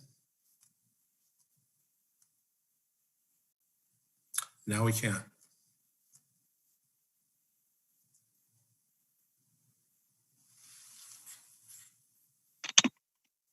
Today I want to speak about, you hear me? We can now. Okay, I'm sorry. Good afternoon. My name is Anisabel Torres. I live 2440 Winfield Drive. Today I want to speak about budget. I want to say my comment to City Council Person Robert Stewart from District 3. Mr. Stewart, I know you are active for a long time. Poor people, low income people. What are you doing now to protect the people, job on income? People on the airport. For many years, you fighting for better life for poor people and homeless. The worker on the airport where poor people now no have job. Your employment benefits are finished. We are trying to live on $200 a week. We can't live, pay rent with $200. I lost my apartment in August. And now me and my husband live with friends. Thank God, leave me or stay in the house. Because I can't pay rent. I can't be homeless soon. I never think about will be leave this situation in my 3 year old. This boy at the multi-million company, but don't help for work. The company for the work. Work have training and many years of experience. Some I have for 5 years able and ready job. Or will the company place me on new person who not know experience like me. The mayor did not. So I am a future as go as Ms. Torres, you are. remember love today is more blessed give to receive. I do some absolute active in myself. We will live how people is so much help people work who are writing things.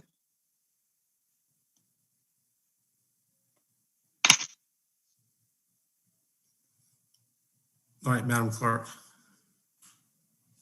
Next, we have Maria Gonzalez. Please state your name and address. You have 5 minutes to speak.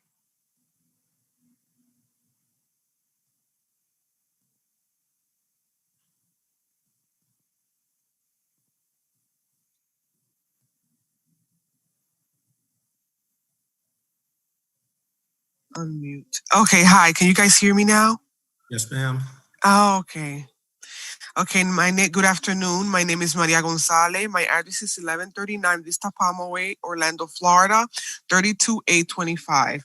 I want to direct my comment to Commissioner Tony Ortiz. Tony Ortiz, you said in your bio that your main focus is to improve District 2, including the following: children, elderly, economic development, safety, and housing. Let me tell you my story.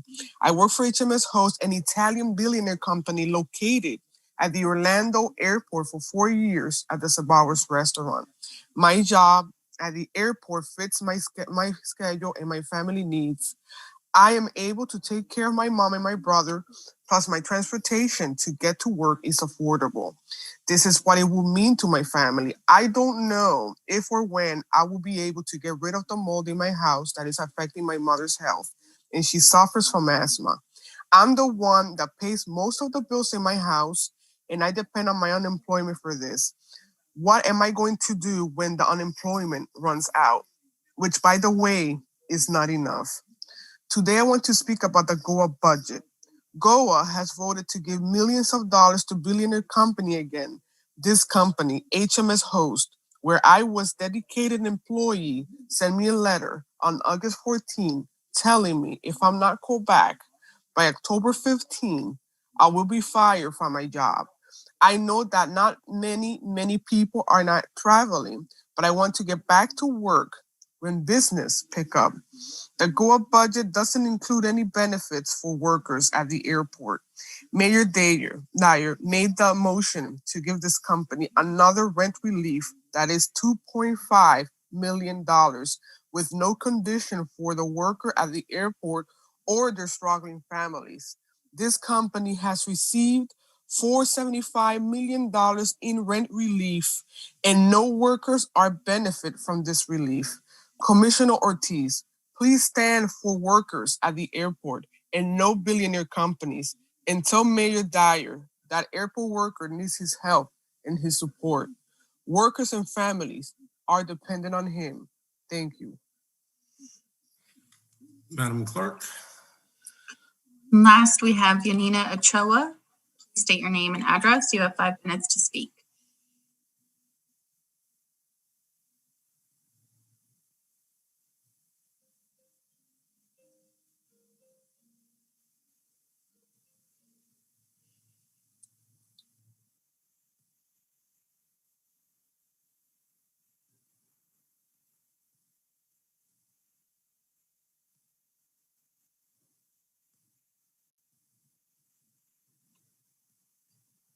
Ms. Ochoa, if you can unmute your device.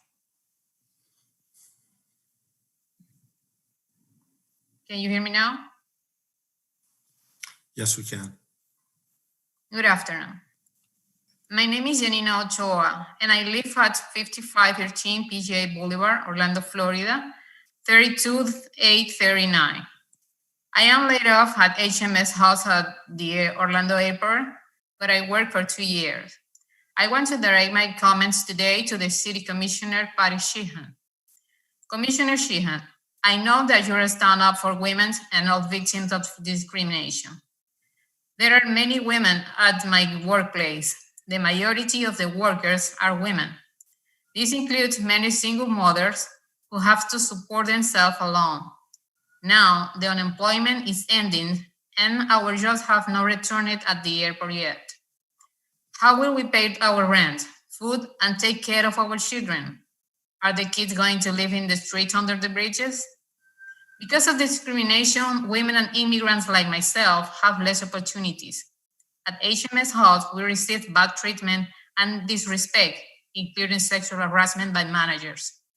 Also, bad treatment of LGBTQ workers was a big problem we protested.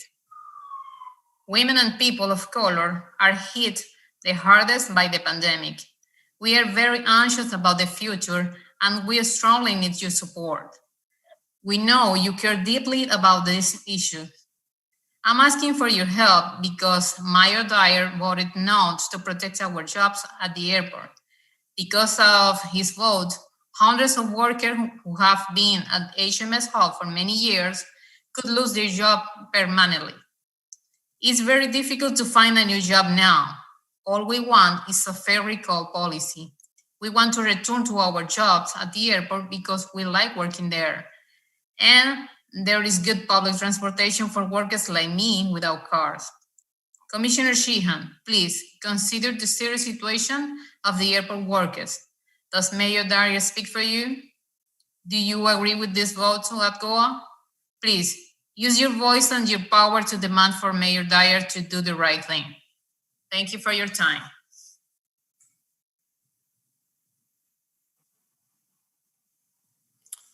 Madam Clerk, was that the last speaker, did you say? Yes, Mayor, that's all we have. Okay.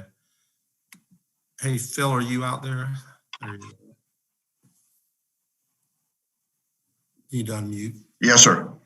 Could you do me, just so we can clarify the record and applications understand what's happening at the airport?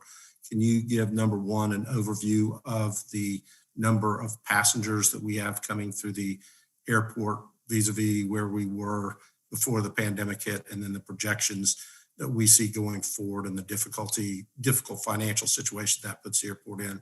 And then number two, the relief that we have given to concessionaires and rental car related to the downturn in their business. And then number three, the advice that council gave us at the last meeting relative to the request. Yes, sir.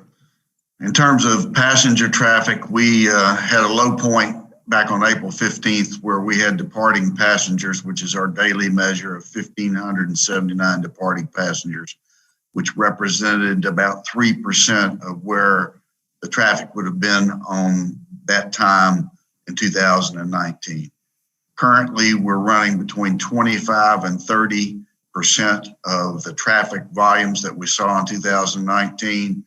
We hit a high water mark on Sunday with 28,000 passengers. We hadn't seen that level since early March. The prospects are that we will continue to see those levels. There have been reports over the weekend from Southwest Airlines. They're indicating that they're going to be reducing more flights. So we had, on average, between 800 and 1,000 operations, landings, and takeoffs pre-COVID. Today we have 313 scheduled. So we're seeing a pretty significant reduction. We expect that at the end of the fiscal year for 9/30/2020, we're going to have about 27 million passengers, which is a little less than half of the reduction that we had for fiscal year 2019. For this budget year, we're forecasting that we'll have less than that, about 25 million passengers for fiscal 2021, which ends September 30th. The landed weight, which is the measure that we use to recover landing fees from the airlines, is also cut in about half. So this budget that's before you represents about a $220 million reduction in revenue. And in fact, most of the reduction in revenue comes from rental cars, not the concessions. There's about a $33 million reduction in concession revenue. That's based on enplaned passenger estimates. The cost that we've given a relief, the package that we took to the board last month, was a total if everybody qualified. And there are very specific stipulations in the resolutions that all of the concessions and rental cars have to abide by. About $48 million. That was a combination of deferral of the fixed rents for August and September. And then we reduced the minimum annual guarantees. There's a monthly portion that we collect. These were guarantees that were set by bid. We've reduced those by 50% because we don't see the level of traffic materializing that anybody's going to be able to meet the MAG payment based on the revenues collected. So that is we had a relief package that we provided back in May, which was about $17 million in total. to all that were able to take advantage of it. Again, most of it was to the rental car companies because they represented about 17 to 18% of our total budget last year, over $100 million. They're less than half of that in this year's budget. When we brought the issue forward and had legal review it, our interim general counsel opined to the board, but it gave me some detailed briefing, is that there's a third district court of appeal case involving Miami International Airport that he has pointed out that applies to this instance. We cannot get involved in labor matters with regard to contractors in the airport. Furthermore, the cases that were brought forward by Unite Here, which is the union organization that has petitioned for an election for representing the workers at HMS Host, cited a number of California airports that have provided relief and have provided recall. Mr. Gerber, our interim general counsel, went through a detailed analysis of the legal ability and the statutes that are different in California allow home rule powers for those airports and those locations to render that kind of program and enter into that kind of a program. And he categorically stated that we did not have the legal authority as the Greater Orlando Aviation Authority to do that. And again, the other point that we've made is that up until today, we've only heard about HMS Host. That's all the communications that I've received via emails. I think all the board members have received the same emails. This is the first time that I frankly have heard that there's anything other than HMS Host at issue here. So the position was that we were not going to be able to single out any one entity under FAA regulations to provide relief or provide conditions forward on. Have I covered your points, Mayor? You have, Phil. Thank you. Does anybody have a question of Phil either on this issue or the overall budget? Okay, we don't have to take any action. This is just a public hearing to have the public have the ability to do what they did, which is weigh in. So thank you for I just had one thing. You know, a lot of the folks who talked today talked about, you know, a difficulty in paying their rent. Is there a way for us to refer them to the rent assistance that we voted on today so they could have help with paying their rent? If they live in the city of Orlando, they're absolutely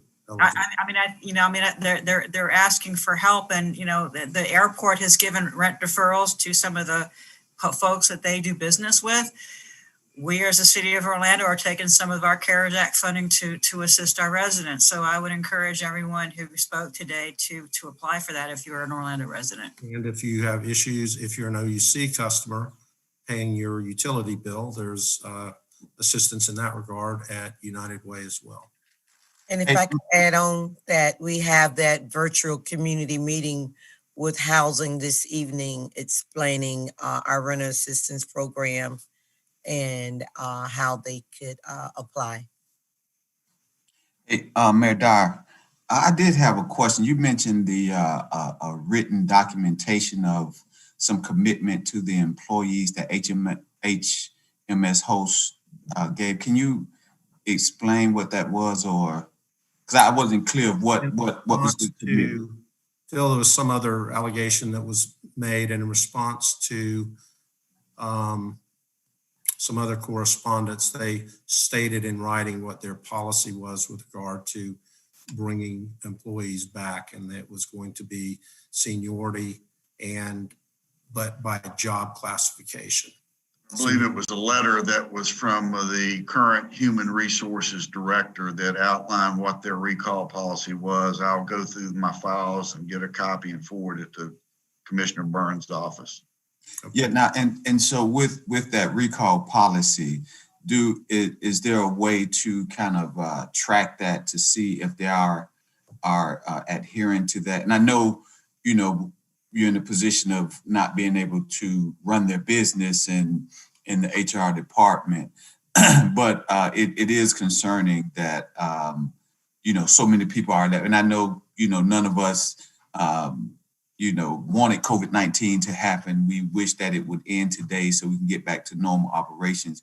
But I do want to just make sure that we have looked at all possibilities of how we can protect and help, the workers, because, this is unprecedented, something that all of us have not faced. But I just want to make sure that we're maybe thinking outside of the box when there's an opportunity, or truly looking at every potential opportunity to help the residents of the city of Orlando. The difficulty, I don't remember what the numbers are, Phil, but how many people are actually open? Well, you've got probably out of the 60 or so concessions, you've probably got a third of those. And frankly, I'm not sure that some of them are going to open at all, reopen again. That's one of the things that we're going to have to look at, because if the traffic continues at current levels, I mean, we had a program that was built for concessions to support 51 million passengers a year. We're going to see half of that. So that concessions, the viability of all the concessions being able to sustain themselves through this and all the jobs coming back, I think the probability of that is rather small. Yeah, so Bill, with the rent relief, so when we were talking about the rent relief, and you mentioned, I understand that there are probably some concessionaires that won't come back. How does that impact their eligibility for rent relief? Like if we give them some rent relief, are we getting them to commit to definitely coming back, or how is that? Well, I don't think we can get them to commit to definitely coming back, because it's going to be a matter of numbers. If you don't have the traffic to support the program, and it's an overused term, but it's unfortunately accurate. This is uncharted territory in terms of what happens with each of those concessions. They have concessions obligations. We have contracts with them, and the terms of those contracts dictate what happens in terms if they're going to terminate.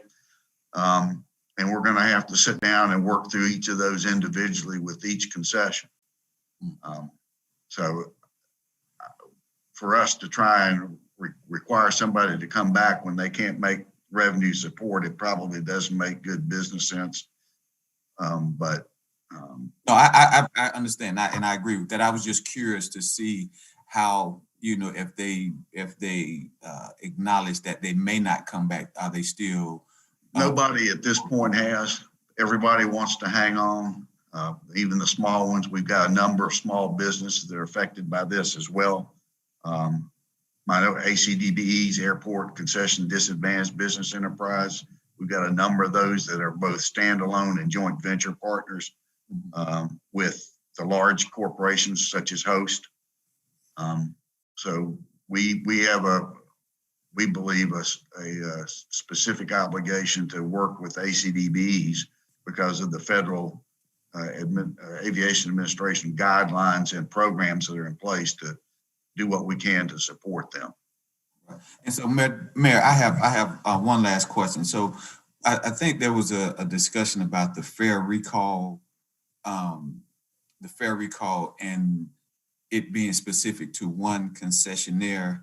And am I correct in understanding that that's the reason why there could not be any tie to that, or it was? Even if we couldn't pass a blanket policy that says every concessionaire has to do it this way, that probably would be even more difficult to do, to make every concessionaire, hey, what it is under Florida law, we can't do that. Okay, so it wasn't because of they were asking for one concessionaire. Even if we looked at them all, we still, the result would still be the same. We could not do that. We could not require that. Okay. And when I was talking about we needed to treat them all the same, it was more in the nature of everybody has an opportunity to have the waiver or whatever other benefit we might make available. Okay. Yeah. And so I just, feel, and I just, if there's anything outside of the box that, makes that we could do for the workers, I would like us just to explore it, because these are tough times for everyone. And, and my heart goes out to those workers. And I know our hands are tied in a lot of places, but if we can just, make sure that we've looked at everything, thought outside of the box as far as we could go outside of the box to remain on good legal ground, I would ask that we do that. But everybody makes a good point. If they live in the city of Orlando, they're eligible for the programs that we have in place, both for rent assistance and for utility assistance. And Mayor, if I can add on, as far as we talk about thinking outside of the box, as we mentioned earlier today about our Blueprint job training program, as Phil just alluded to, many of these jobs probably won't be back anytime soon. And there is an opportunity we're working on with Orange County to expand our Blueprint, a partner with the county to expand our footprint into the county. If Phil, I can work with you regarding many of those that have been furloughed, that possibly don't have the seniority, that won't be coming back immediately, to at least identify those and give them the information regarding our Blueprint program here in the city, but also how we're expanding our footprint into certain zip codes with the partnership and some grant opportunities with the county to give them new job training skill sets to at least make living wages and follow another different career path out. I appreciate that. And I look forward to working with you on that. Yes, ma'am. We have a website that goes out to all employees that we can get that, because we only have about 830 GOA employees. The remainder that goes out to all employees, and we can use that as an avenue for information. Thank you, sir. Okay, thank you, Phil. Thank you. All right, that will conclude the public hearing with respect to the GOA budget. We will move to hearings, ordinances on second read. Madam Clerk, number 1. Ordinance number 2020-34, an ordinance of the City Council of the City of Orlando, Florida, designating certain land generally located east of Narcoossee Road, south of Kirby Smith Road, and west of Lake Whippoorwill, and comprised of 17.25 acres of land, more or less, as a planned development district, providing a development plan and special land development regulations of the planned development district, providing for severability, correction of scrivener's error, permit disclaimer, and an effective date. Move to adopt. Second. Motion by Commissioner Gray, second by Commissioner Sheehan. Madam Clerk, is there anyone from the public that would like to speak on this issue? We have a request from Becky Wilson. Becky, you're there for information, or do you need to speak? I'm here just for information. Okay, any questions for Becky? I assume you represent the landowner? The applicant, yes, Mayor. Okay, hearing none, all in favor, discussion among commissioners? Hearing none, all in favor of the motion indicate so by saying aye. Aye. Aye. Aye. Those opposed, motion carries. All right, number 2, Madam Clerk. Ordinance number 2020-35, an ordinance of the City Council of the City of Orlando, Florida, annexing to the corporate limits of the city certain land generally located east of Narcoossee Road, south of Kirby Smith Road, and west of Lake Whippoorwill, and comprised of 17.25 acres of land, more or less, amending the city's adopted growth management plan to designate the property as urban village in part and conservation in part on the city's official for future land use map, and to establish a sub-area policy to provide detailed development area or development criteria, providing for consent to the municipal services taxing unit for Lake Whippoorwill, providing for amendment of the city's growth management plan, providing for severability, correction of scrivener's error, and an effective date. Move to adopt. Second. Motion by Commissioner Gray, second by Commissioner Ortiz. Madam Clerk, do we have anyone that would like to speak on this item? We also received the request from Becky Wilson. If there's any questions. Do we have questions for Ms. Wilson? If not, discussion among commissioners. Hearing none, all in favor of the motion indicate so by saying aye. Aye. Those opposed, motion carries. And wow, this is the Jim Gray show today. I told you it was coming. Okay, Madam Clerk. Number 3. Ordinance number 2020-37, an ordinance of the City Council of the City of Orlando, Florida, amending the city's adopted growth management plan to change the future land use map designation for a portion of the property within the Lake Nona DRI, generally located south of Dowden Road, west of Narcoossee Road, and east of Orlando International Airport, and comprised of approximately 6,968.7 acres, providing for amendment of the city's official future land use maps, providing for severability, correction of scrivener's error, and an effective date. Move to adopt. Second. Motion by Commissioner Gray, second by Commissioner Stewart. Madam Clerk, do we have any one from the public like to speak? We do not, sir. Discussion among commissioners? Hearing none, all in favor of the motion indicate so by saying aye. Aye. Those opposed, motion carries. Number 4. Ordinance number 2020-38, an ordinance of the City of Orlando, Florida, amending the Plan Development Zoning District regulations for the Lake Nona Plan Development, generally located north of the Orange Osceola County line, south of Dowden Road, east of Boggy Creek Road, and west of Narcoossee Road, and comprised of 6,969 acres, more or less, amending the Plan Development District's development standards, mix of uses, and conditions of development, directing amendment of the official zoning map series, providing for severability, correction of scrivener's error, permit disclaimer, and an effective date. Move to adopt. Second. Motion by Commissioner Gray, second by Commissioner Stewart. Madam Clerk, is there anyone that would like to testify on this matter? No, Mayor, we do not have any speakers. Discussion among commissioners? Hearing none, all in favor of the motion indicate so by saying aye. Aye. Those opposed, and so the motion carries.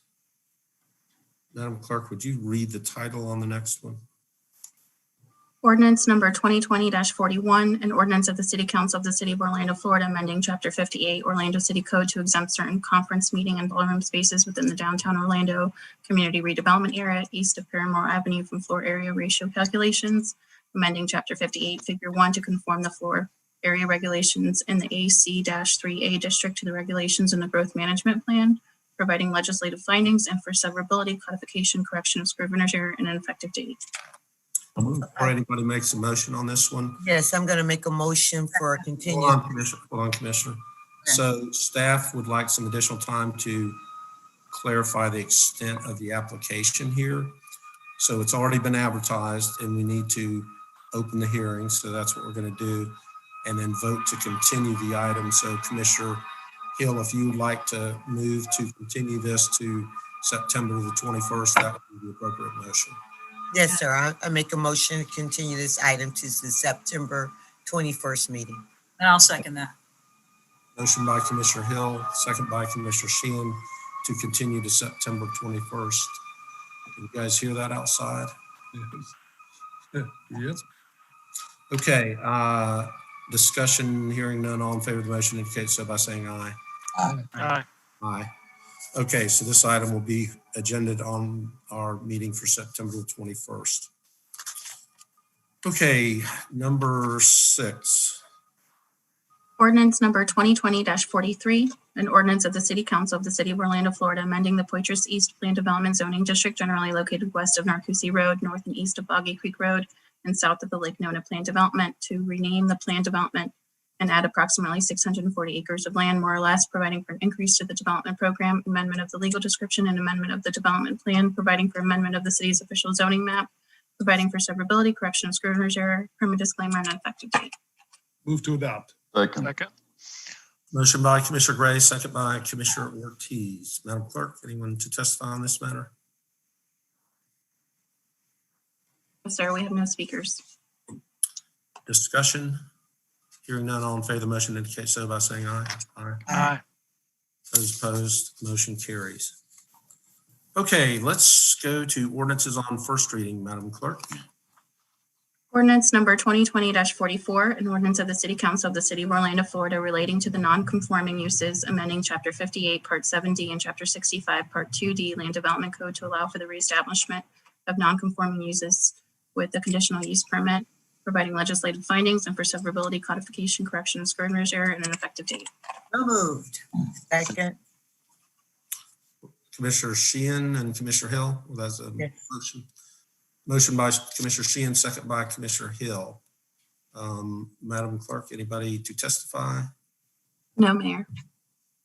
Discussion, all in favor of the motion indicate so by saying aye. Aye. Aye. Those opposed, motion carries. Number 2.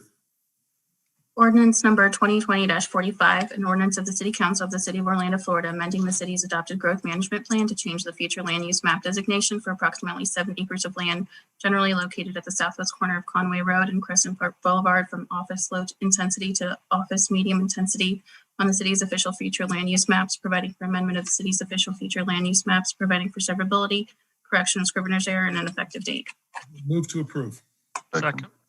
Motion by Commissioner Gray, second by Commissioner Stewart. Madam Clerk, anybody to testify? We also have Becky Wilson, who's available for any questions. Questions of Ms. Wilson? No. Then discussion among commissioners. Hearing none, all in favor of the motion indicate so by saying aye. Aye. Aye. Those opposed, motion carries. Number 3. Ordinance number 2020-46, an ordinance of the City Council of the City of Orlando, Florida, relating to citizen advisory boards for the city's planning division, amending Chapter 2 of the Code of the City of Orlando entitled Administration, and amending Chapter 65 of the Code of the City of Orlando entitled Officers, Boards, and Procedures to implement the recommendations of the City of Orlando Board Review Committee, providing for severability, codification, correction of scrivener's error, and an effective date. So moved. Second. Motion by Commissioner Sheehan, second by Commissioner Hill. Madam Clerk, is there anyone to testify? No, Mayor. Discussion, Commissioners? Mayor, I did have one concern about the Historic Preservation Board. Since most of the historic districts are in my district, there was an interest in having a land use attorney, and I wanted to have a land use attorney with experience in historic preservation, because sometimes land use attorneys aren't always in favor of historic preservation, and I don't think we should have a fox and hen house, so to speak. So, staff has agreed to make that change. So with that change. Get that between first and second read. Thank you. Yes. Other discussion? Hearing none, all in favor of the motion indicate so by saying aye. Aye. Those opposed, motion carries.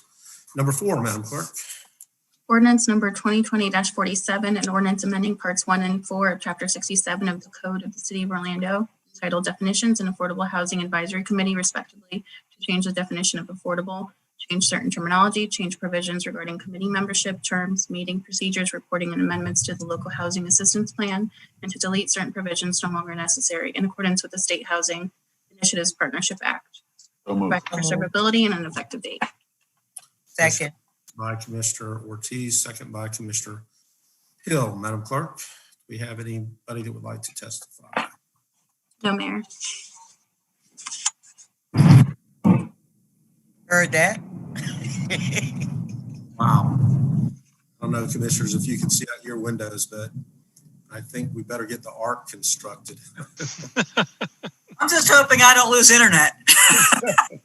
That's true. Yeah. We're hoping you do. Let's see. No, I don't. I love what I do, Commissioner Stewart. Just joking. Oh, I can barely see the Performing Arts Center right now. Yeah, it's coming down here too. Okay, I think we still need a vote on this. All in favor of the motion indicate so by saying aye. Aye. Aye. Opposed, motion carries. So while they are doing what they need to do, we'll take a 5-minute comfort break and reconvene for general appearance at 4:25. Okay.